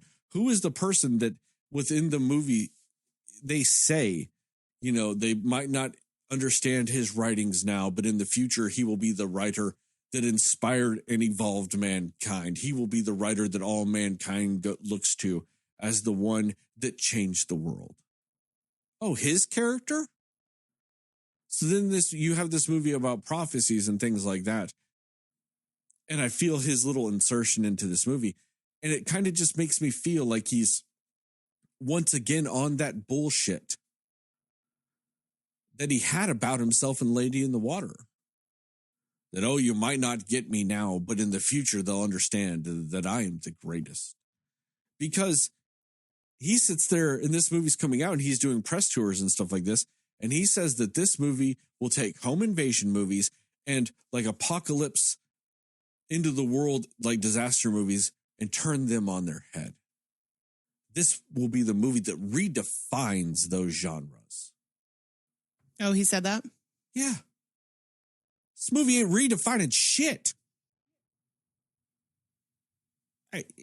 It's equal parts just standard ass fucking home invasion movie and equal parts fucking disaster movie. It's just it didn't redefine shit. And that's what I'm saying is this movie here, it's him on his own dick again. And I felt that the whole fucking movie. And I get out of the movie and I just happen to be on fucking Facebook. And it's all like Variety magazine or whatever fucking thing it was. And it's like M. Night Shyamalan says that his movie is going to change the way we fucking look at these movies. It's not. His movies rarely ever fucking do. So it takes this movie that I did not enjoy, that I was bored out of my fucking mind of for most of the fucking movie. And apparently this redefines this. So apparently my new definition of home invasion movies and natural disaster movies is bored out of my goddamn mind for the entire fucking thing. That's my new definition according to M. Night Shyamalan, because that's the entire fucking thing I felt during this. The slight glimmer of hope I genuinely had during this movie was Dave Bautista. And I was really glad that he did this movie just for the sheer fact that some of the movies I've seen him in, as much as I do like him as an actor, when they've hinged a little bit too much on him, they haven't necessarily been that good. He did that movie with Kumail Nanjiani, where he's the cop and like he hijacks Kumail's cab or Uber or whatever the fuck it is, and then has to get Kumail to come help him, you know, stop the drug cartel or whatever the fuck it was. I don't remember. But that movie. it hinges on Dave Bautista because he's one of the two leads of the movie. And it doesn't really work. The movie was him and Kumail kind of trying too hard. And then in a sense having a very forced and shoehorned chemistry. Which is really unfortunate because they're both actually very funny people. I think if they actually got to play a little bit, I think if they didn't have to say the jokes that were on the fucking page, it might have helped. You know what I mean? Like, you know, it's one of those movies where it felt like the script didn't fit them. When if you had just kind of let them make the script fit themselves, it probably would have worked. They probably would have had a great chemistry. You know? And then he did that one fucking movie where he's like a CIA guy that like befriends the little girl. You know, that type of fucking movie. And I watched that. It's whatever. I mean, hey, the bar in which that movie is going to hit in general is never going to be that high. But just in turn, like I said, it kind of hinges a lot more on Dave Bautista because he is the, you know, one adult lead character in that movie. Doesn't really work. So I was really glad I at least saw him in this movie because this movie at least showed Dave Bautista can carry a movie. Dave Bautista as your main focal point for a movie can work. He just needs to be better about choosing the movies he does it with. Because this movie did not fail because of him. So I will give him that. And I'm really glad that he stayed muscular for this movie because he needed that. He needed all the muscles in the fucking world to carry this fucking movie as well as he did. So I'm glad he stayed buff. It really helped out. I mean, going into some of the other little things with it, I think they at least could have gotten a little bit trickier at the end of the movie. Say you wanted to tell the other parts of the story the exact same way you did. I think it would have at least been better at the end of the movie if, what's his name? Jonathan Goff's character, like say he pulled the gun on the other dad. And the guy's like, what are you doing? He's like, this shit's real. We have to kill one of us to stop this. And the other guy be freaking out a little bit, but like, you know, being like, no, we can't do this. And he's like, no, one of us has to fucking kill the other one. Be like, no, we can't do this, all this other stuff. He's like pointing the gun at him. And he's like, the other guy's freaking out. And then when you think he's going to shoot the other guy to stop it, because he's like dead set and serious about it, he could then just fucking hand him the gun. And be like, it has to be you that kills me. And then do the same speech that he did in the movie. For the most part, I was fine with that. Outside of the fact that the entire movie was telling you the entire fucking time he was going to be the one to sacrifice himself. I'm fine with that ending. I just wish I didn't know that was the ending for the last hour. You know, so give me a little something to make me think I'm wrong. Give me a little something to make me feel like I did actually just take a journey instead of me feeling like I looked at something and I was exactly right the entire time. I should not have known what the end of this movie was going to be after Rupert Grint killed his character. Like after he commits suicide, I should not have known the rest of this fucking movie. And it's just like they went, hey guys, we're going to do paint by numbers. And you sit there and go, oh man, cool. So I get to pick my own color palette. And they go, nope. Normal ass colors. It's just going to be regular ass blue, regular ass red, boring ass yellow, basic fucking green, and so on and so forth. Couldn't even get like a lavender or a lime green or anything else in here. It's just basic aspects of it. And like I said, to the point to where it is boring. And when it culminates into some of the things, like I could nitpick this fucking doomsday prophecy thing that they had in here, because there's a lot of weird inconsistencies with it. That maybe in the book, those aren't there. Those inconsistencies aren't there. Maybe there are some things that are pulled out of the story for the sake of time, because, books, they always adapt things, they change things to make it visually flow. So maybe they took some things, but they left some things. And because of that, there's some inconsistencies in the prophecy aspect of things that don't really flow right and don't make any sense. So I'm willing to give it that aspect. And maybe later, if based on what you guys say over the next couple of minutes, maybe I disagree with you, or like maybe you guys just fuel me and I go, no, fuck this, I'm going to break apart this shit too. Maybe I'll do it. But I will say this, one of the issues I had too, that really just kind of annoyed me because it happened in real time in the theater, is Rupert Grint's character kills himself. So Ron Weasley's dead, and they start watching the news. And they're like, all right, Ron Weasley killed himself. Here's the news. And then they're like, see, second earthquake, tsunami in Oregon. And they're watching the news and they go, hey guys, we just got this footage from Oregon. And it goes there and it's like people on the beach, there's people on the beach, and it's, you're on a cell phone camera or just a regular fucking family camcorder. Jastin brought up in an off the air segment that maybe that was a newscast and it was a live feed. I don't remember them saying that. I thought they said we received this footage, but I don't think my problem with it falls apart if it's either or. But I'll just go what I was feeling when I was watching the scene. So let's say it's a GoPro camera footage or cell phone camera footage, and they're watching the wave, and they're like, oh shit, it's an actual tsunami. And so then they start running away, and then the wave crashes over the people, and you see underwater, and the camera's bubbling around because it's big wave and all this stuff, water. It's underwater. You see some bodies in the water, and it's underwater. And then somehow the news camera got the footage, or the news station got that footage. How the fuck did they get this footage? I'm watching it, like I said, my recollection of it was saying they received this footage.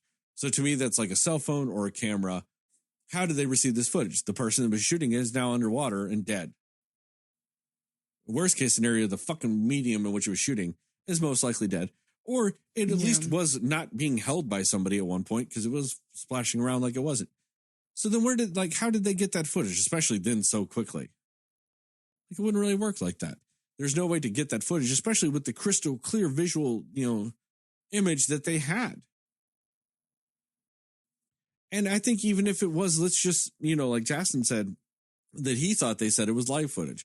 Even if you do that argument, most of the time, not all the time, more often than not, whenever you send a camera to a scene to do like live footage of something happening, you typically send a reporter to like ask people questions or to help do questions, or if there needs to be questions, or to at least commentate what they're seeing to the people back home.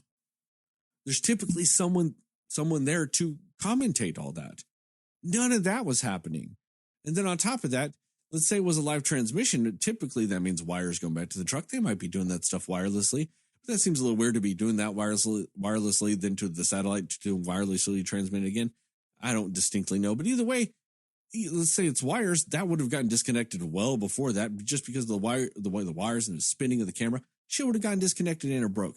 Plus, those cameras aren't necessarily waterproof. Most of them aren't. They might be mildly water resistant, but typically they put the canopies over them whenever it's raining because they really can't handle water all that well. Some of them can, but most of the time news stations aren't. That should have then just destroyed the camera and would have destroyed the footage coming through. It wouldn't have lasted as long as it did.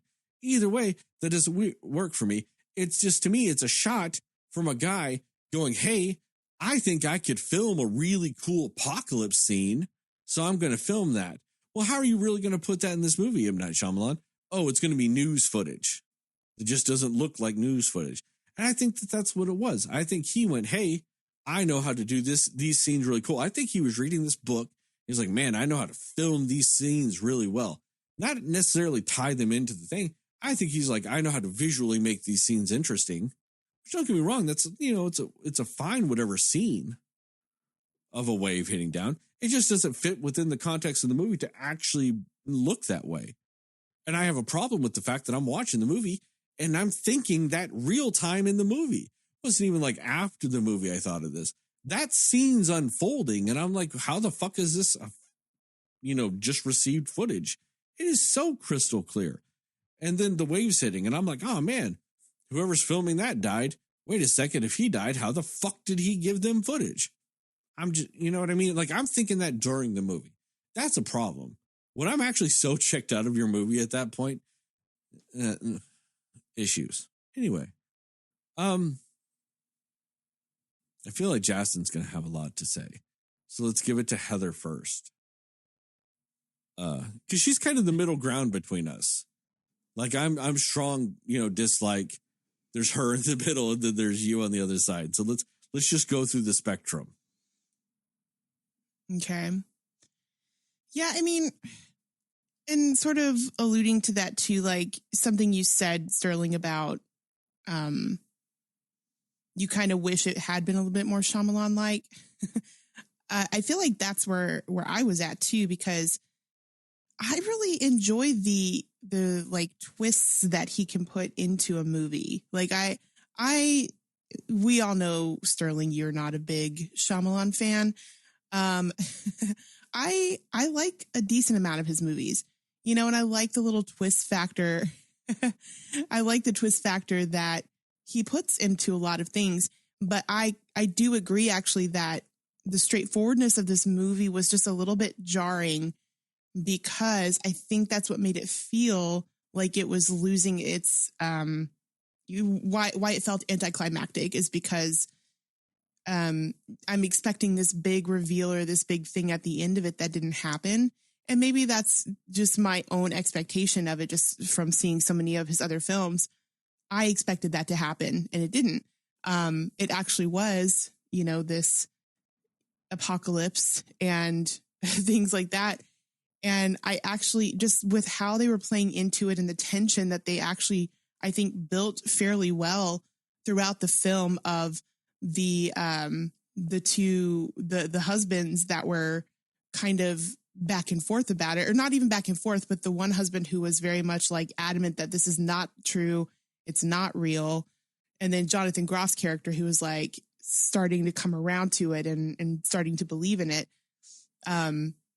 I liked that point of contention between them, but I just feel like just so many things that even, I want to say it was Andrew was the one who was against the whole thing. The character Andrew.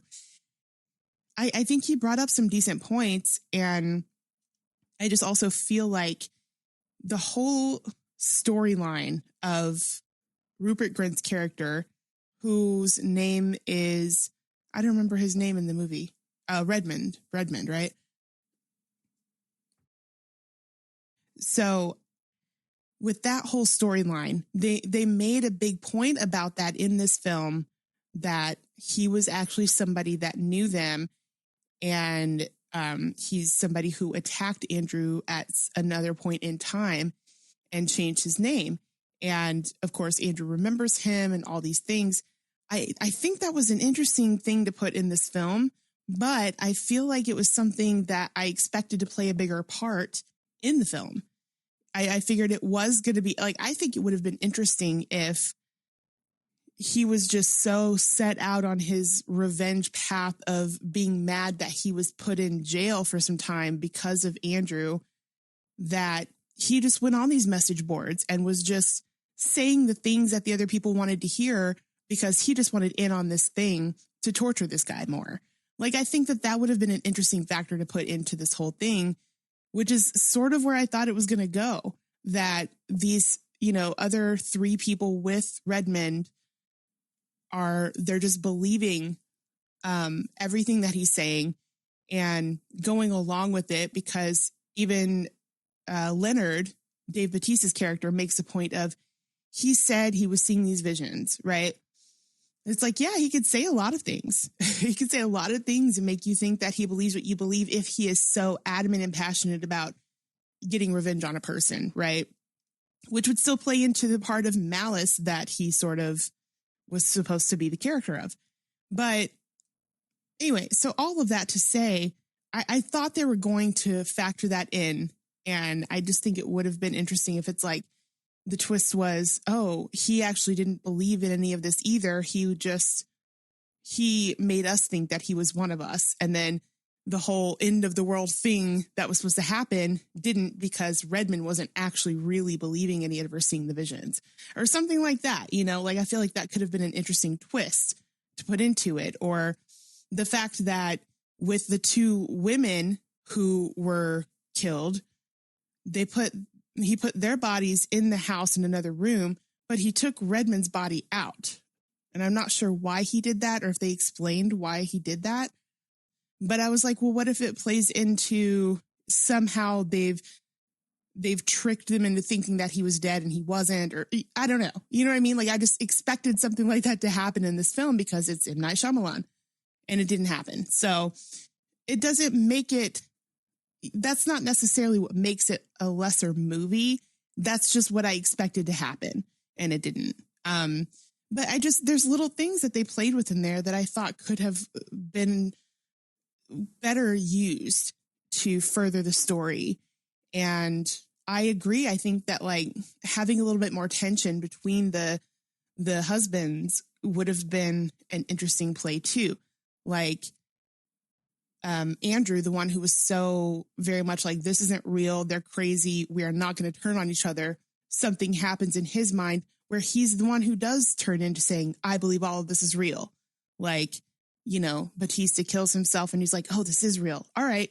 Immediately shoots Eric or something. Like, just, I thought that could have brought a little bit more of like a wow factor at the end of the film. And the fact that it was just a straight up apocalyptic, this is just what happened kind of story. It lulled out a little bit too soon for me at the end there. And I'm not sure why, but that's just kind of how I felt at the end. Like it just sort of the last maybe 10, 15 minutes of this movie were just very stagnant, I would say. But again, it's usually because I'm looking for a twist or something else to come up that I didn't expect with the Shyamalan film. But I did like the character of Andrew. I'm not remembering the guy who plays him. I don't actually think I'd ever seen him in anything else before. Ben Aldridge. I thought he was a really great character. I really felt for him. Like, I think if there was any character that I felt for as far as like his reactions to what was happening in the moment, I felt for him because he was trying to hold it together for all three of them, because he could see that Eric was sort of swaying or doubting, and he was just really trying to be strong for all three of them. And I think he pulled that character off really well. And then you have the balance of Eric being that more peaceable guy that, you know, is just the more good-natured one, if you will, the more easygoing one, the kinder one, whatever you want to call him, you know, and he ends up being the one that saves the day because he is willing to sacrifice himself, which kind of did see that coming. I'll be honest. I saw that he was at least going to be the one that died. For whatever reason, I just had a feeling it was going to be him. But, you know, I think that they had a really great dynamic and chemistry together with this whole trying to keep it together, trying not to turn on each other, but really afraid of what the other one was going to think or do at any given moment with this really crazy situation they were put into. And another thing that I really did appreciate about their, just the performances was Dave Bautista, Rupert Grint, all of the horsemen of the apocalypse, I thought were, I really, really like how they all played it, as they were actually there was something very human about them and just how they were trying to reason with these people that they were asking to do an impossible thing. There was something just very intriguing about that, because they're clearly doing this home invasion thing and they're just like, we're going to force you guys to make this terrible decision. And if you don't, we're going to kill ourselves in front of you. And like just things like that. But just how very blindly and faithfully they believed in what they thought their mission was it was so interesting to just see how they were trying to reason with these people and just how scared they were. I really appreciated them showing like, this isn't what we wanted. We are terrified and we don't want to die. We don't want anybody to die. And that's why we hate that you have to do this, but you have to do it. Like, I just appreciated that scared. They all seemed terrified at every single moment of this film. And I really thought that was a great portrayal to have them doing based off of the situation they were putting these people in, especially Leonard or Dave Bautista. Like, I think the scene with him and Wen at the very beginning is probably one of the most captivating scenes of the whole movie when he first meets her. I think that was such a great scene. So he draws you in right away. He's a very endearing, charming person. You see that he feels like he's got this burden on him. And then you realize all four of them kind of have this burden on them as well. So I think those were the good aspects of the film. I think just for me, I was hoping for some other ending that wasn't as straightforward, because that's what I like about his films, about Shyamalan's films, is they're not always straightforward, or there's always some kind of a twist that changes the trajectory of what is going to actually happen at the very end. So, but yeah, I mean, again, no issues with the acting. It's just, it felt like there were pieces of the story that were told really well, but then there were other pieces that almost like they just didn't complete the full story when they had really good pieces they could have delved into a little bit more to make it a more interesting overall story. Jastin, complete the spectrum. Okay. It's interesting that you guys are talking about, I expected this plot twist or this big turn, and you're kind of talking about the expectations of that because of Shyamalan's track record. And I get all that. I guess maybe the reason why I like this movie is because I just don't think that was the point of this movie. Like it felt like this was more about the journey of the characters and less about there being this big surprise and everything like that. I really think that this was about the belief of what was happening versus not believing it.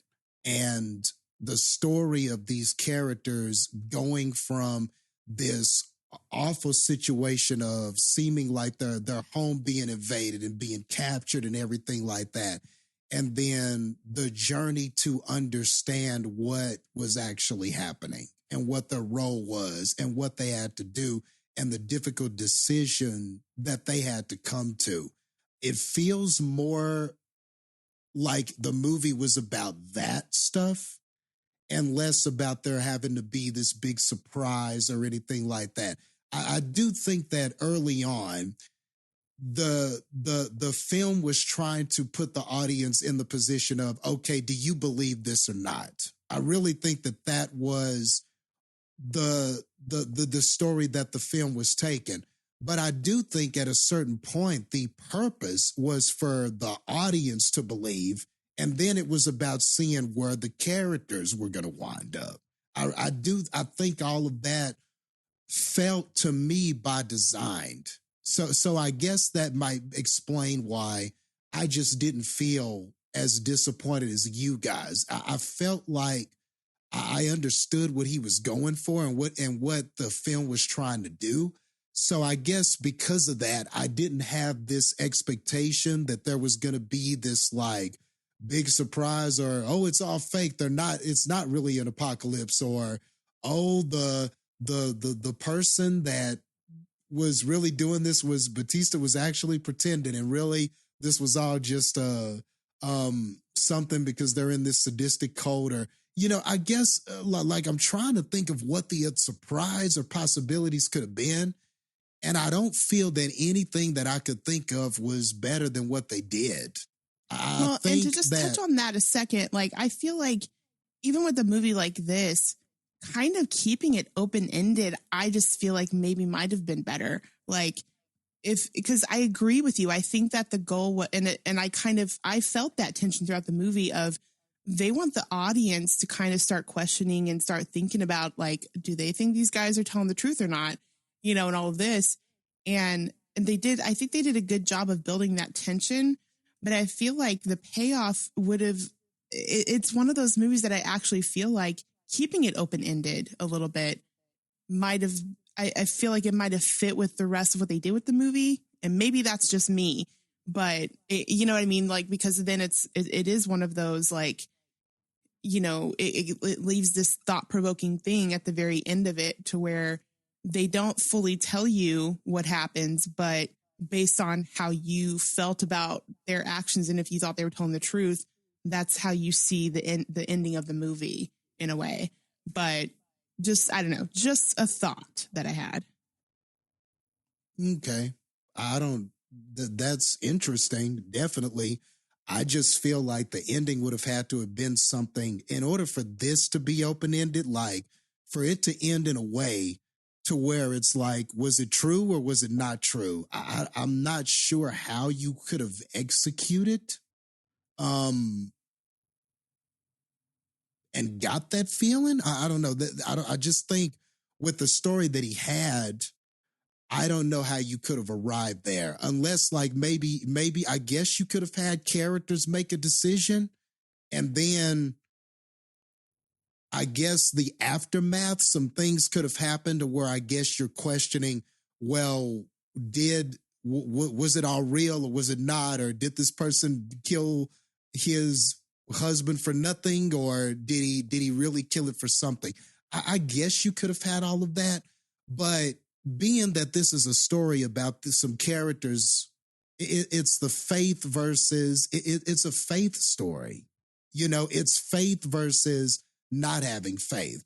So if that's the story, and the point of the story is that these characters that didn't have that faith arrive to the end and they have it, I just don't know how much an open-ended film helps that.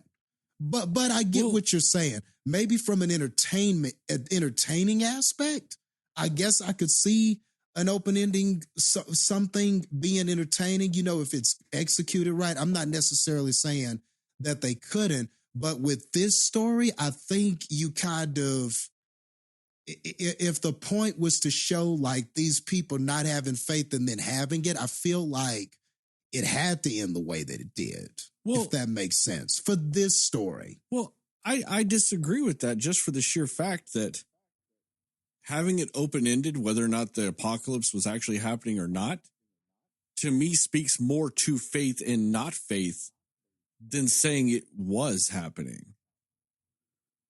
They more or less in the movie say the apocalypse is happening.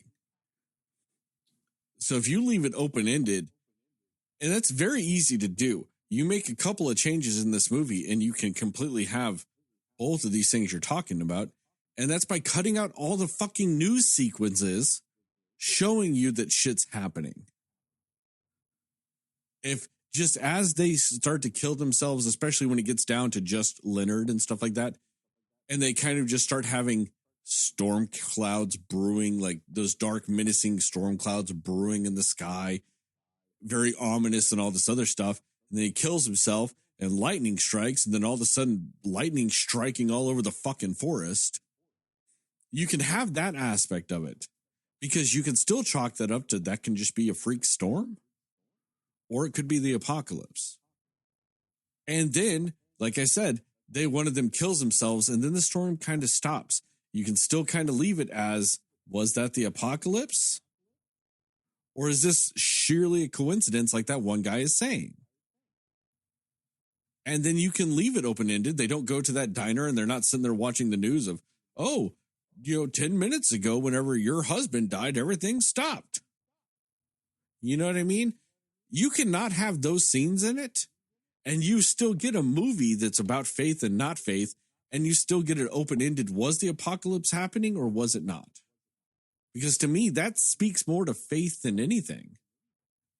It's whether or not you truly believe the apocalypse is happening or not.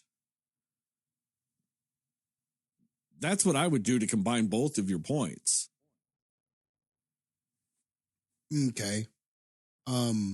So you're saying that in an open-ended movie, so then the character journeys, I'm just trying to understand that ending. So if the point of it was for the characters to arrive to a place where they are supposed to then believe this scenario that these home invaders came in and proposed to them. If the point of the story is for them to believe it and then make these sacrifices in the end, I'm just not understanding why you would want that to be open-ended and have the audience questioning their decisions to make the sacrifice. I don't. Well, because it goes to what you're But directly saying, Jastin, faith and not faith. Do they have the faith that the apocalypse was happening or not? You know, do Daddy Eric I guess, and Daddy Andrew believe it's happening? Because it doesn't, I guess in a sense, it doesn't really change any of the actions that would happen in the movie because they would still be making the decisions they made about what they believed about it. But I guess, and it could just be selfishly me because I'm like, I kind of am really bummed out at the end that it was really happening and that Daddy Eric died. Like, I kind of bummed out that that's what had to happen. And you know what I mean? But like, yeah, I guess. Would you have been less bummed if you felt like it was open-ended and you didn't even think that what he did was worth it? I mean, do you see what I'm saying? Do you see what my confusion is? Like, well, that's not about faith. If you got to the end of the film and you felt like, man, he probably didn't even have to do that. I don't even know if this really happened or not. Doesn't that make his death kind of like for nothing? I don't know. I can't get there. But to me, that makes his death have nothing to do with faith. That makes his death have to do with the actual. I think I slightly disagree with Heather. I believe he should have died. But I'm saying right afterwards, when they jump in the truck and they go to a diner and they're seeing everything was just confirming the apocalypse was happening, but not. That's the part you leave open-ended to me. You don't know if the apocalypse was actually happening or not. You just have to, like, you hope for the character's sake that it was. You have to have faith. Like, that goes into what you were saying, Jastin. You have to have faith that the characters believed that it was happening, and therefore what they did, at least in their own minds, was right based on the limited information they have. That's what I'm saying is they spoon-fed them going, it's happening, it's happening, it's happening, it's happening. That's not faith. That's more or less acting on actual evidence that shit's happening. Which it's interesting too, because I do feel like Shyamalan does put a lot of like spiritual elements in most of his work that he does. And I think about like, for whatever reason, this sort of correlates in my mind to like Signs, and how a lot of that movie is also about like, what do you have faith in? What do you believe in? Do you think these aliens are real or not? And to Jastin's point, they do eventually show, obviously, that there was actually aliens that came. But I feel like the way that this, I don't know, it just feels like with this movie, it just felt to me like the better direction would have been, because if it is about like having faith and like starting to question what you believe, not having a full like closed up ending, it just felt more natural with the rest of the story that they were telling, because the whole time it was like everybody was supposed to try to figure out, are they telling the truth or are they not? You know, so I guess I just felt like for this particular movie, it made more sense for me if it didn't have a full closed up ending. Even if, you know, Eric did still die and all of those things, that's fine. Like, not necessarily changing the outcome of what happens, just changing like, okay, so we don't actually find out. Yeah, for sure. Was all of this fabricated? Was it just people who had this, you know, this plan and the plan was for nothing? Like, not knowing those things at the end, it just felt like a natural progression of the story they were trying to tell. But again, just my opinion. I don't know.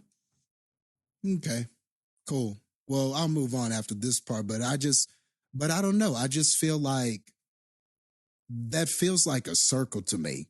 If we start with questioning whether or not this is real, and then we end with questioning whether or not this is real, it kind of feels like, where did we go? But I get what you're saying.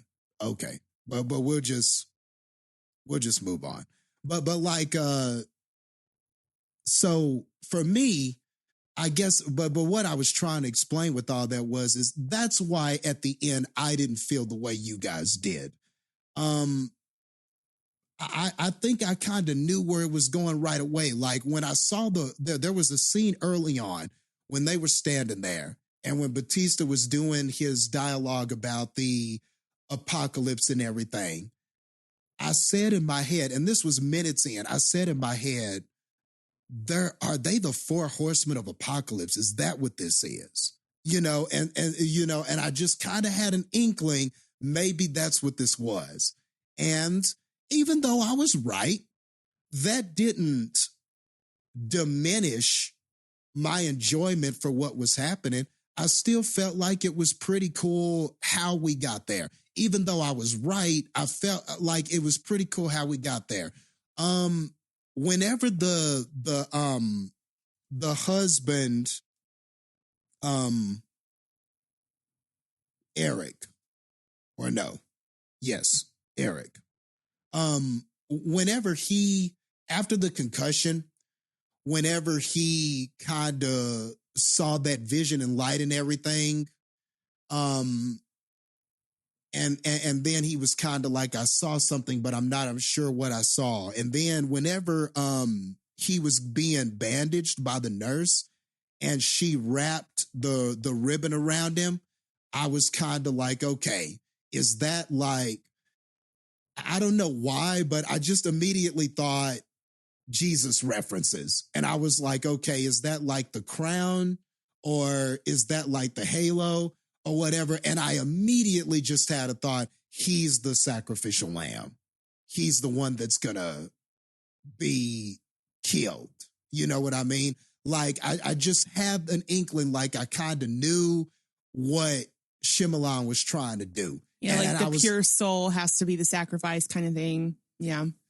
Yeah, or him, or just that whole thing with the crown and him kind of seeing the light and everything like that. And then he had a line where he said, where he was like, can you still not see? And he was like, I'm seeing clearly. You know, all those little things where I'm seeing more clearly now. Like all those little things, like at first him being blinded by the light, he wanted to be in the darkness, right? And then finally when he saw the light, you know what I mean? Then he could see clearly. So almost right away, I kind of understood where Shyamalan was probably going with some of that stuff. But for me, it was more about the journey and less about the destination. So I still found it very enjoyable. I thought that at the beginning, when Batista is talking to the little girl, and she did, and I want to say that's her first role. So that little girl did a great job. I mean, I thought that she did pretty great for it to be her first role. But what I loved about Batista's performance, and why I can definitively say it's the best, is because of all of the vibes it was giving me. Like even in that first conversation, we know that the character is genuine by the time we get to the end of the film. But at the time, that was uncomfortable. Like, because you didn't know if this child was being manipulated, or you weren't entirely sure at the beginning of the film.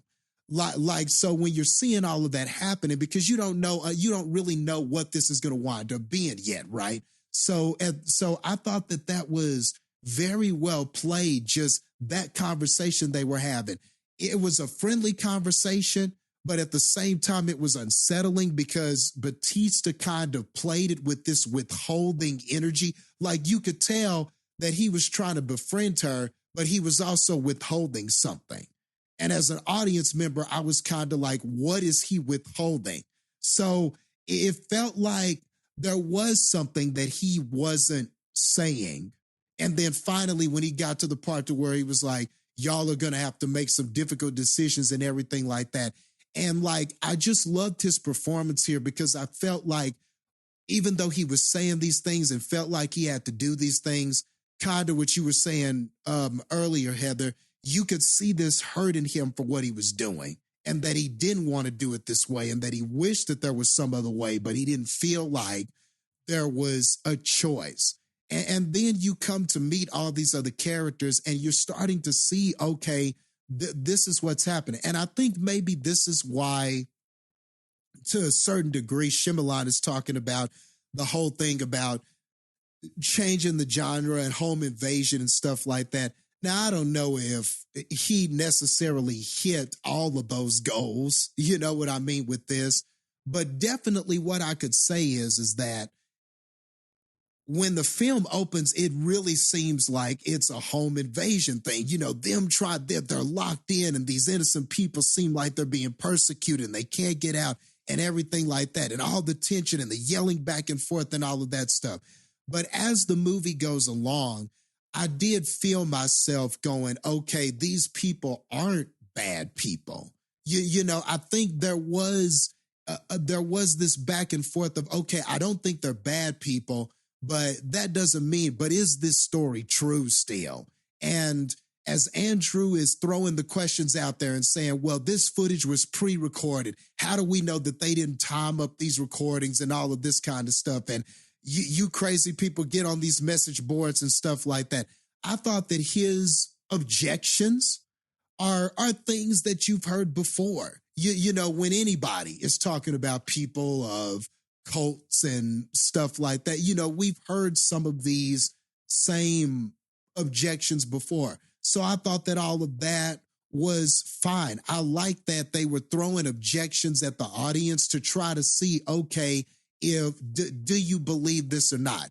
And I guess if you were a person who just right away was like, okay, I just believe it, I do believe that this is the apocalypse, then I guess I can see that limiting your enjoyment. If you accepted by the second newscast that, yes, this is the apocalypse, then I guess I could see that diminishing your enjoyment of the film, especially if you were hanging on wondering, is it really going to be the apocalypse by the end? I guess that could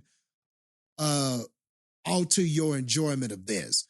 But what I enjoyed was getting to learn about the characters and getting to learn about kind of some of the hardships that that couple had when they were adopting the little girl and everything, and getting to see kind of Andrew and why he was so hardened and why he was, and that's why I guess I felt like those scenes were so important. It wasn't just to develop them as characters so we could kind of see them more, but I think it was also showing why he was so hardened, why it was so hard for him to come around and the things that he had gone through and some of the things that he had been through. So you understood his perspective, right? Like, even though ultimately he was wrong in that it actually was an apocalypse, I think the more important thing was the character journey and understanding why this character had these objections. To me, that was more important, and I understood that. I understood why Andrew would feel this way. And like what we were talking about with the Rupert Grint character, the Redmond character, and that run-in that they had and everything like that, just to me, the point of that was to further kind of, you know, play with the audience to see if, look, was that just a coincidence, or was this actually something, or is all of this kind of tied together and everything like that? And just the back and forth of, do we believe this or do we not? So I thought the film did a good job of that. I thought the film did a good job of kind of giving you this back and forth with the characters of, do we believe this or not? And kind of having you rooting for these characters, because And that was kind of an interesting place I thought the film put me in, because on one end, I'm starting to believe these characters that are saying that this apocalypse is happening. But at the same time, I don't want one of these family members over here to have to kill themselves. I don't want that to be the fate necessarily either. So I like that the movie puts the audience members in that position. And I guess if you weren't feeling that, you weren't feeling that. But I like the conflict of that.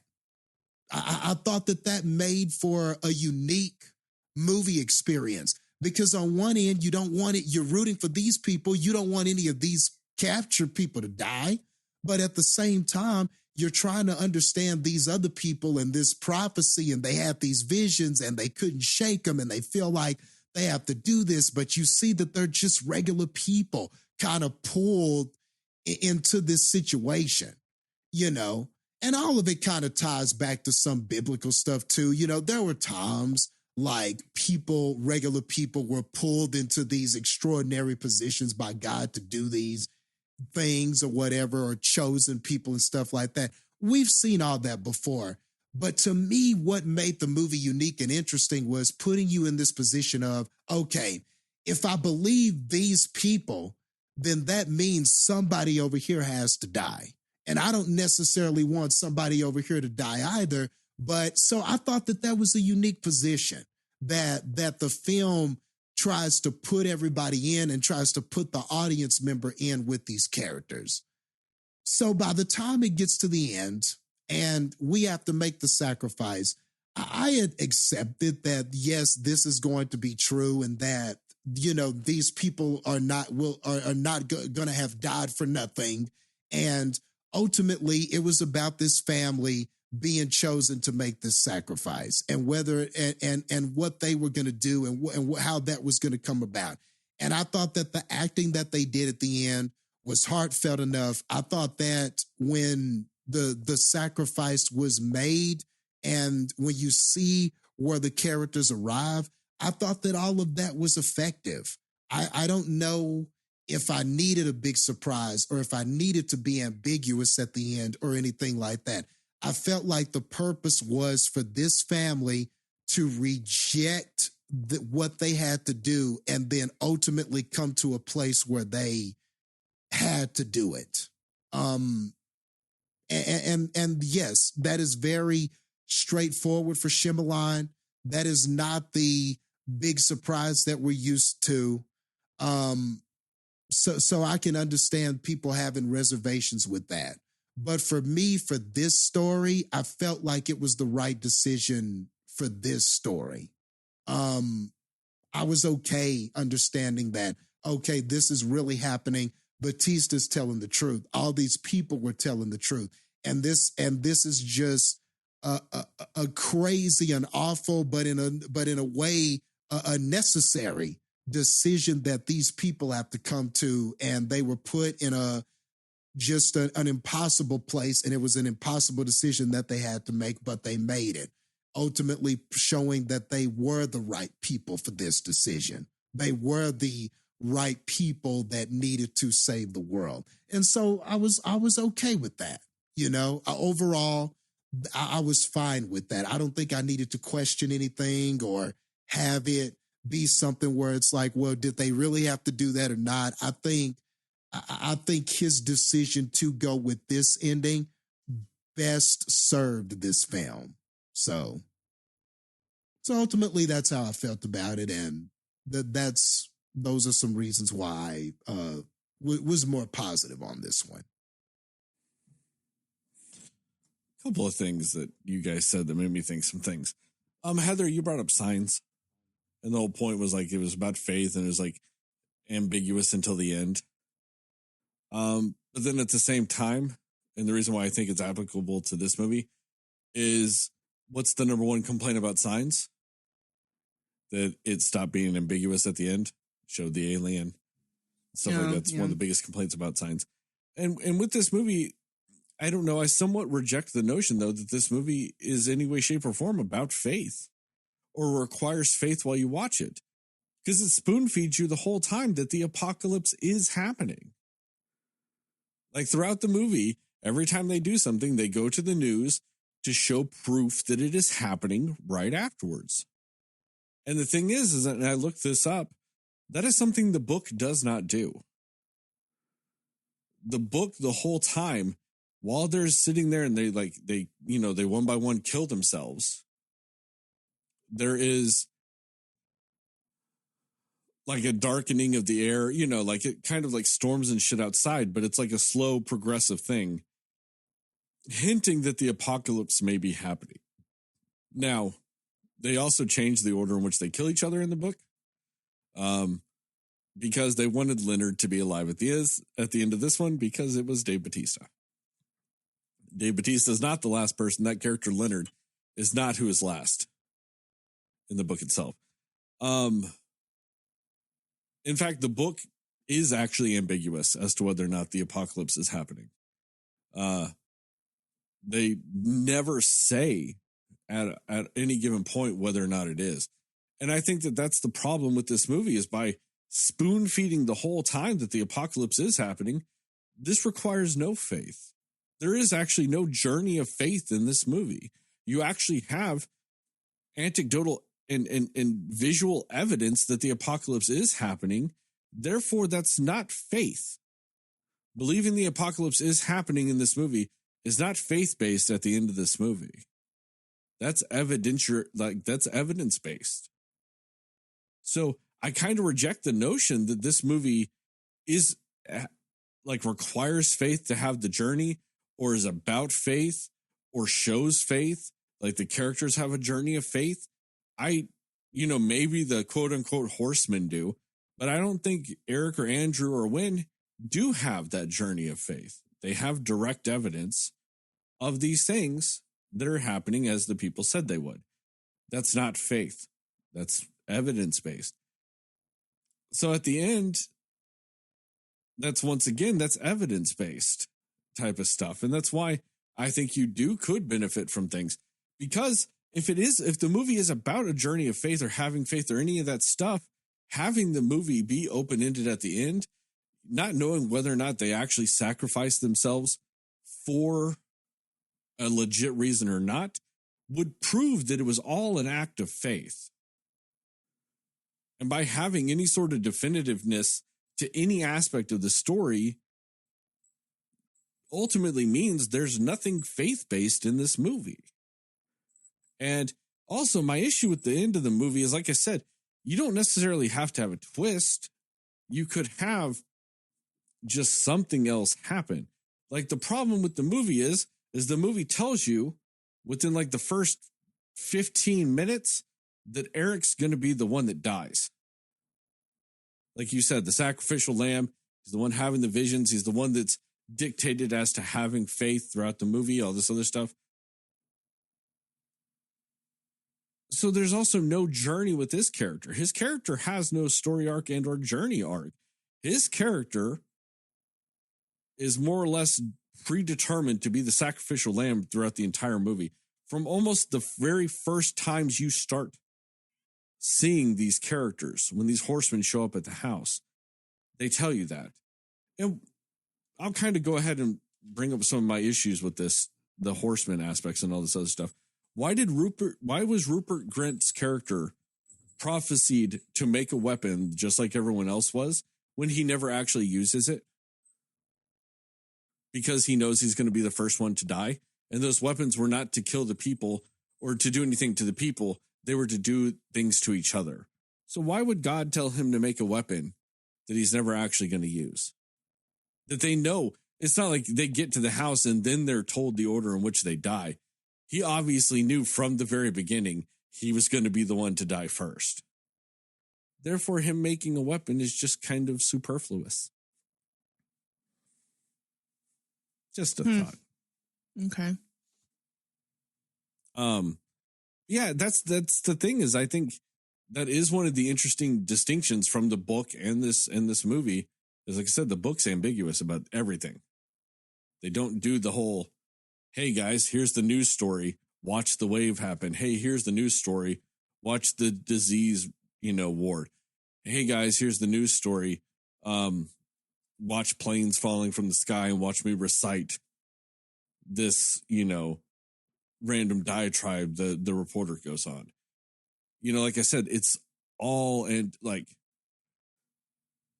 based on just them saying shit's happening, and therefore they decide, or don't decide, or however you want to look at it in the book. Honestly, looking through it, I get why M. Night Shyamalan does not do the ending of the book. Would have been a better movie if he did. But I get it. Spoiler alert for the books, I guess, for people. Wynn dies in the book. Curious. And it's not intentional.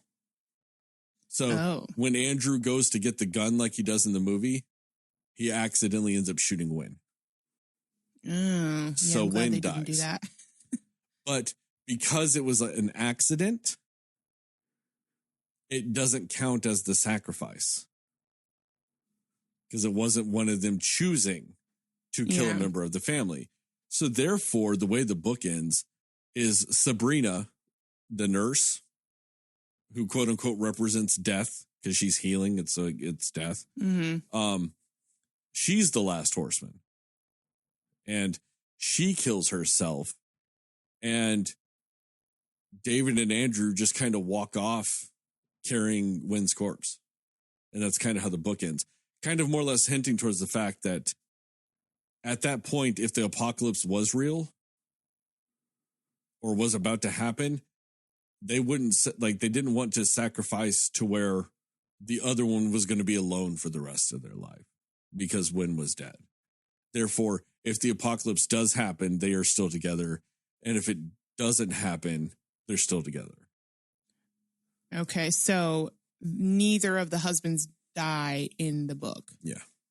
But they keep it open-ended. You don't know if the apocalypse is actually happening or not. Okay. They just kind of walk off carrying her corpse, more or less agreeing they're not going to kill each other. Like, neither one of them's going to die. So, I think that is a better ending. But also, I get it. Not too many people like murdering children in their movies. Correct. So, I get it. I'm not necessarily going to hate on M. Night Shyamalan for not going that ending. It's a lot easier to write that ending in a book than to film that scene. I get it. I do think it's a better ending, though. Yeah, I mean, they could have even done where even if Wynn didn't die and it was still Eric that died, the two of them going off together and still not knowing. But either way. Yeah, interesting. That is true. The whole idea of it being an accidental death, and that's why it doesn't count, I think is interesting. And I think I do agree. Maybe that's what one of the things they could have done with this movie. They could have accidentally killed Eric. And so then Andrew and Wynn just kind of walk off going, well, it either, counts and the apocalypse doesn't happening, or it does happen, but we're still together, or it doesn't happen because none of it was real to begin with. I think I agree. That might have actually been the better way to end it in my eyes. Like I said, having the accidental death. But yeah. No, I have issues with the whole Four Horsemen of the Apocalypse thing, because if you do look at it like that, there is a argument for it. They use different names, but I mean, that's all interpretation.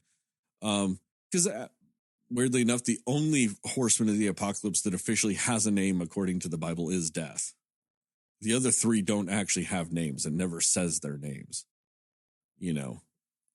So the whole idea of war and famine and potentially conquest or pestilence, depending on what translation or version of whatever you read of Revelations, those three all don't have names. They're just kind of described as, the one that's famine, when he comes, more or less, it describes a famine happening. So, he's given the name. Same with war. It's like, go forth and kill one another. And that's why conquest or pestilence is kind of weird, because the bow describes pestilence, but then the rest of it describes conquest. So that's why, like I said, it's up for interpretation. But these horsemen are all weirdly the positive attributions of everything, with the exception of Redman. You know, the horseman of death in this is healing. The horseman of famine is nourishment. Supposedly, the contextual one is conquest, is guidance, which is Dave Bautista. And then war is malice. I think it's kind of weird that they found a reason to make 3 of these horsemen positives of their negative attributes, but then still keep war and malice the same. When I think that there's a slightly more intriguing way of doing that, I suppose. But I mean, the horseman characters aren't really around long enough. Like, especially, Rupert Grint's character, he's not really around long enough. You get part of his story, but you don't know whether or not any of that's a lie because he's lying about his name the whole time. So there's no telling what else he was lying about. But I mean, you can't say he was lying about his belief in what was happening. I mean, he did willingly let himself get killed. So you could at least, amount that his devotion to this idea was real. But I don't know. That's just weird to me that you want to attribute 3 things to positive, like give them a positive spin. That's why every time you guys mention the horseman aspect of this, I kind of just shake my head and grimace. It's weird to, put that positive spin on things. But then also, like I said, it's weird. It's obvious, like I said, the changes they made for Dave Bautista. Because realistically speaking, no matter how you want to look at it, the last horseman is always death. Like, that's the whole point, is the last horseman is always death. Yeah, I guess that makes sense. Yeah. And this one, they change it because, Dave Bautista's not death. Dave Bautista is guidance, which that's the worst name for a horseman ever. Guidance. Like, yeah, guys, let me guide you into the apocalypse. Like it's a Boy Scout merit badge. I don't know. Like I said, that's the weird aspects of it. That's, to me, M. Night Shyamalan giving his own little twist on the biblical myths, or, his own little spin on it, his little flair. And I just don't like his choices.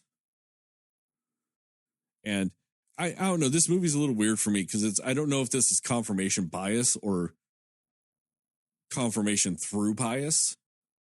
Like, did he confirm all the things I don't like about him in this movie? Or did I just see more things I don't like about him because I already don't like him? I mean, that is a tough thing. I don't know if I can change. All I know is, to me, I feel personally vindicated by this movie. I feel like all he did was justify why I don't watch his movies. But then also justify why I watch Dave Bautista movies. So I got like double vindicated in my own mind. M. Night Shyamalan, to me, still sucks as a director. Dave Bautista succeeds as an actor. And that's your real takeaways. I think that's, to me, the most evident truth of life itself. Anyway, you guys got any final thoughts about this movie? Yeah, just to talk a little bit about, I don't want it to be misconstrued when I was talking about the whole thing about the faith and everything like that. The thing about this movie, when I say that it's like a religious journey and stuff like that, is because you got to look at just some of the basic concepts of what was happening. Like being called to something and finally accepting that calling. That's what a lot of these, like when you look at these religious journeys and stuff like that, the one that was the sacrificial lamb, or the Jesus of this story, if you will, that's what that was about. Discovering the calling, finding the calling, and wanting to follow through with that. The doubter, his husband, all of those roles are there. I don't know. I don't want it to be misconstrued that I thought the point of this was to that at the end that they just acted on the pure faith of not knowing the situation. I think, yes, they were shown some things. The horsemen were shown the visions. They were shown the news things. But the act of faith is, if we do this sacrifice, is it really going to save everyone? So all of it is there. You know what I mean? I don't want it to be misconstrued. So I think all of that ties into what this movie was, which was like this journey to discover what your role is in this whole thing, the journey to find your calling, all of that kind of stuff, which is a lot of much more like religious stuff. So I just don't want that to be misconstrued. And that's interesting what you said about the book and everything and how it was completely ambiguous to the end. And it sounds like what he wrote in this script, or what was written in this script, was something completely different. It looks like the Shyamalan made the choice to believe that it was the apocalypse. And so he made the movie based on, I guess, his interpretation that, yes, it was the apocalypse, and sort of changed things to be definitively that. But it would be interesting to see a different movie tackled of a person who maybe doesn't think it was the apocalypse and writes the story that way. Or, like you said, leave it open-ended where there's an accidental death instead of a real sacrifice and all of that stuff, and kind of have the ending play out that way. That sounds like that would have been an interesting movie too. And even though this is a lot different, I still like what we got with this one. And to be fair to M. Night Shyamalan, the article I read real quick doesn't definitively say that there are no news stories during the book. It just, the article I read at least implies that, like I said, that it is open-ended. Like that's exactly how it describes the ending. You know what I mean? They go off walking together, not knowing if the world is ending or not ending or whatever. You know what I mean? Like but the way that they wrote the article implies that it's because the whole time there's no evidence of whether or not it's directly happening or not. It could be the way they worded things implies that. And throughout the book, they're saying, oh, nope, look, they watched the news and that. That could be true, but they just worded it poorly in the article. But like I said, the article does definitively say, like, at the end of the book, when they're walking off, you do not get confirmation whether or not the apocalypse is or is not happening. So I just want to be fair to, like, possibly M. Night Shyamalan or what I said earlier. It could have been a poorly written article. But, you know, but like I said, it at least says, like, definitively, like, that's how the book ends, is they just walk off. Like, they're like walking off to, like, go get in the van that the people came in to drive away. Like, it's not they're not, you know, it's like they don't even care if the apocalypse is happening or not. And that was kind of the beautiful way that they at least worded that in the article, is that they didn't care if the apocalypse was happening or not, because when dying was their apocalypse. That's interesting. Yeah, that was a great way of putting it. And I think I kind of thought, like, when the movie started or going into the movie, because, you know, we based on trailers, you know, the premise of the movie. You know what I mean? You get that little bit of the speech of one of you, you know, has to kill someone in your family. You know what I mean? You get that in the trailer and stuff like that. When the trailers happened, I kind of wondered if Wynn was going to die. Once the movie was going, I did not have that notion. But it's good to know that I'm not the only person that thought that, because some motherfucker wrote it down and officially ended their book that way. So True that. But I don't know. Like I said, I did like at least that sentence that guy wrote in the article. Like, you know, they didn't care if the apocalypse was happening because theirs did. I was like, that's kind of poetic. Yeah. Yeah, that is kind of poetic. I do like that line. I do like that line. That's very interesting. And yeah, and you can just tell that Shyamalan it seemed like he just went a completely different direction than from that, you know. And maybe that's the twist the whole time. Is that it was more about that, huh? You know, and still, you know, it raises and I don't know, it just raises all kinds of things like, you know, even if you know that you could save all these people, would you still kill somebody in your family? Would you still do it? You know, even if you were presented that the scenario would be better, you could save people, would you still do it? Some people wouldn't. Even with the facts in front of them. I mean, like, look, this is what you could do. Would you still do it? See, to me, it really depends. Because if you just go based on the literal wording of what you just said, Jastin, of if you could you stop the apocalypse if you had to kill a member of your family?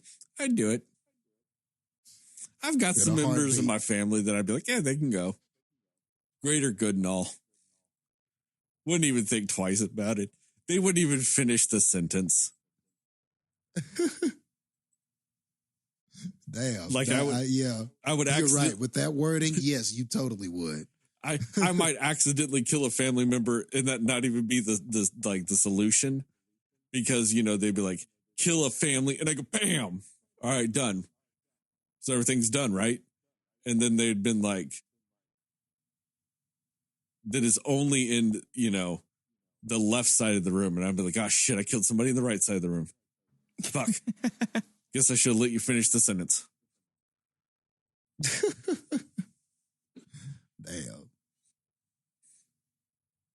It's all about what kind of family you got. You got a nice family, you don't want to kill them. That's true. That is true. You're right. You took my word and get twisted. You know, I meant somebody you love, damn it. Hey, you said somebody kill in your someone family in your family you like, love. Man, I'd be saving the world. Somebody you love. I'd be the hero. Thanks for taking away my heroism, Jastin. You know, clarifying it as an actual loved one.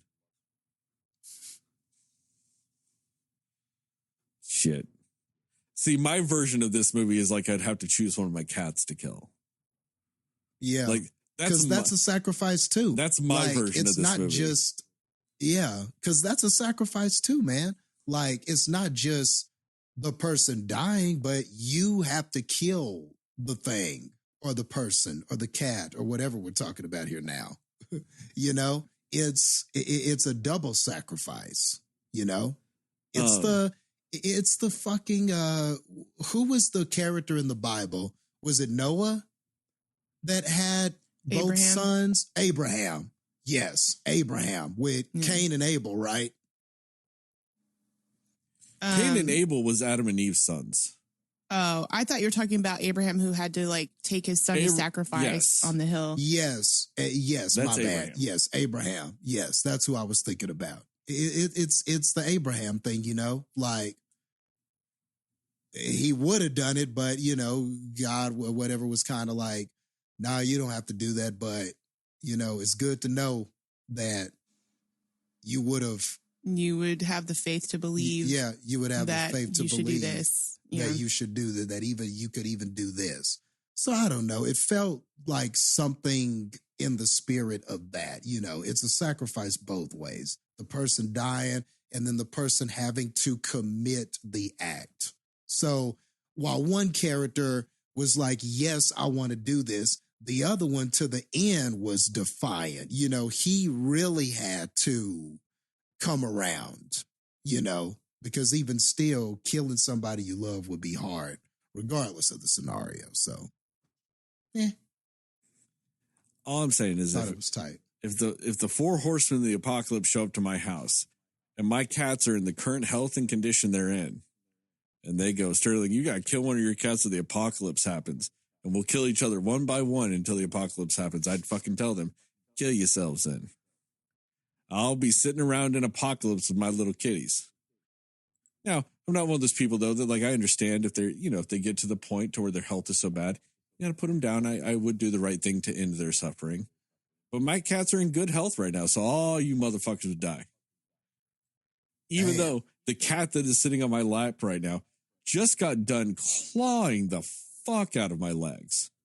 Because she decided to like spin around and lose her balance and slide down my legs and then go, oh, I won't just slide down and get back up. Nope, I'm going to stop myself halfway down his legs with my claws, then claw my way the fuck back up his legs. I was in a lot of pain. I'd still choose her. You'd all be dead. Come on, Sterling. I'm trying to live. Hey, look man. at this face. You wouldn't just clip one of them. Look at his face. Just clip one of them so I can Look at his live. face. She ain't dying. Oh. Sorry that you two have been friends for 17, 18 years, but you got to go, Jastin. Jastin. That's what I heard. This cat for 3 or 4 takes precedent. Hey, I've had her for 7. And you don't have this face.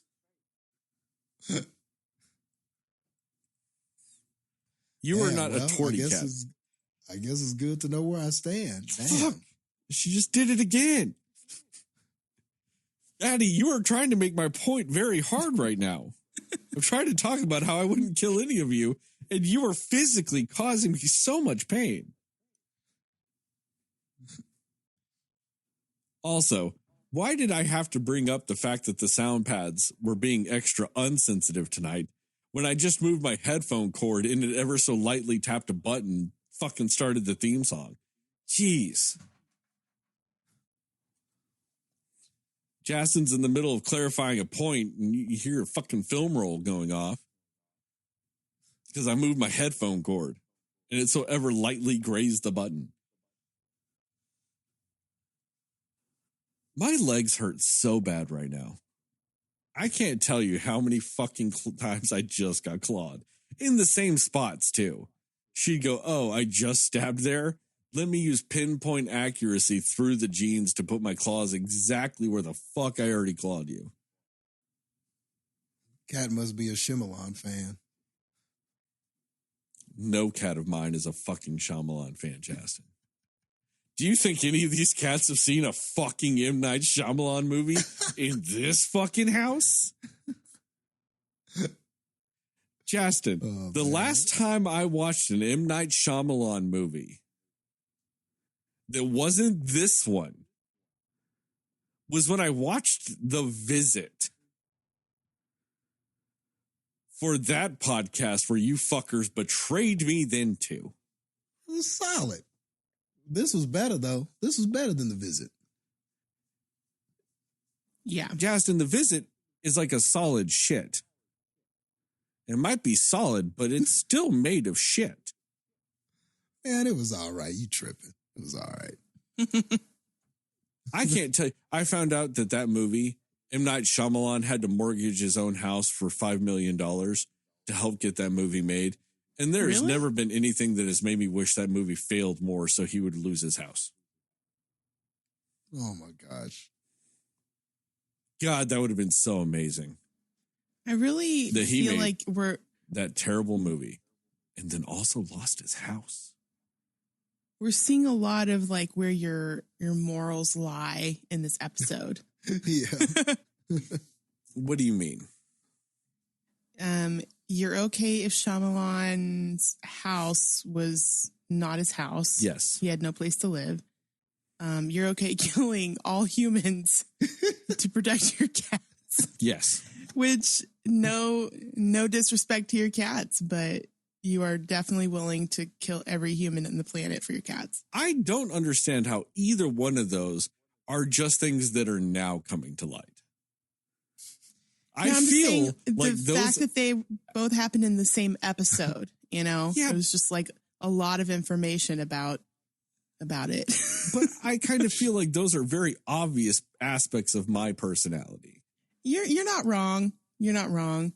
But maybe for people who have only just now tuned in, you're getting like a crash course in things that we've learned over time about Sterling. I also like the fact, though, that me going, oh, I'd kill a family member. That's not surprising. You're right. That didn't phase you one bit. Yeah, you're right. I'll I put should it have this added that way. one in there. The same week my grandfather died, one of my cats also escaped the house. Not because of anything I did, because somebody who does not live here did not shut the front door properly and it opened up. One of my cats got out. Don't worry. A month later, I got her back. It took a month, but I did get her back. But I was more upset that week about my cat getting out than my grandfather dying. Just saying. Yeah, fair enough. And that's kind of how I view humanity. Because you know what my cats believe? Nazis are bad. I can't say that about all of humanity. I can't even say that about most of humanity at this point. Man, that's a solid point. But my cats, I can't argue that point. You see this cat face right here? Complete anti-fascist. Hates Nazis. I'm playing the odds at that point.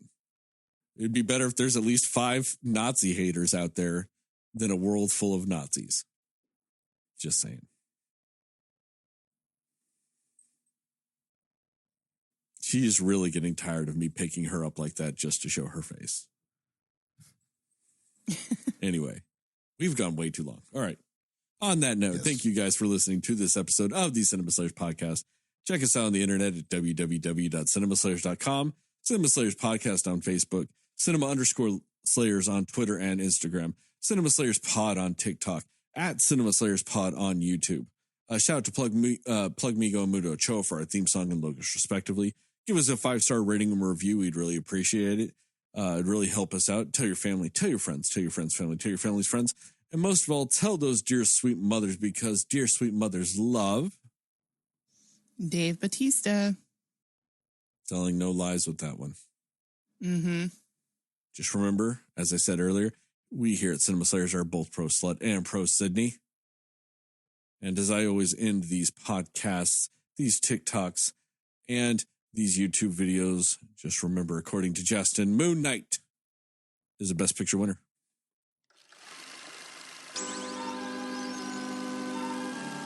That is an appropriately timed outro, unlike 20 minutes ago. Want to hear some random trivia I found out? Nobody knows anything but you.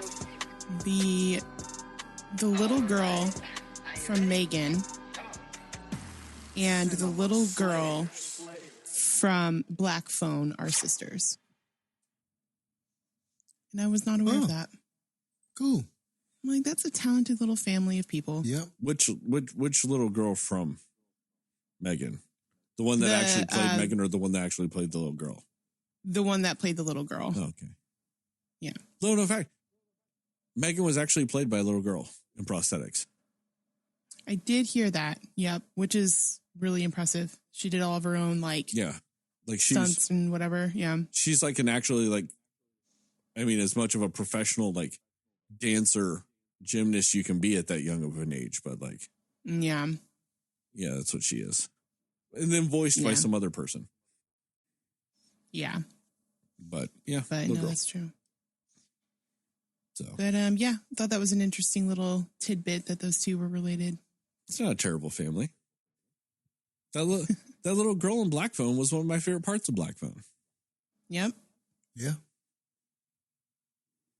So, there we go. I'm M. Night Shyamalan out.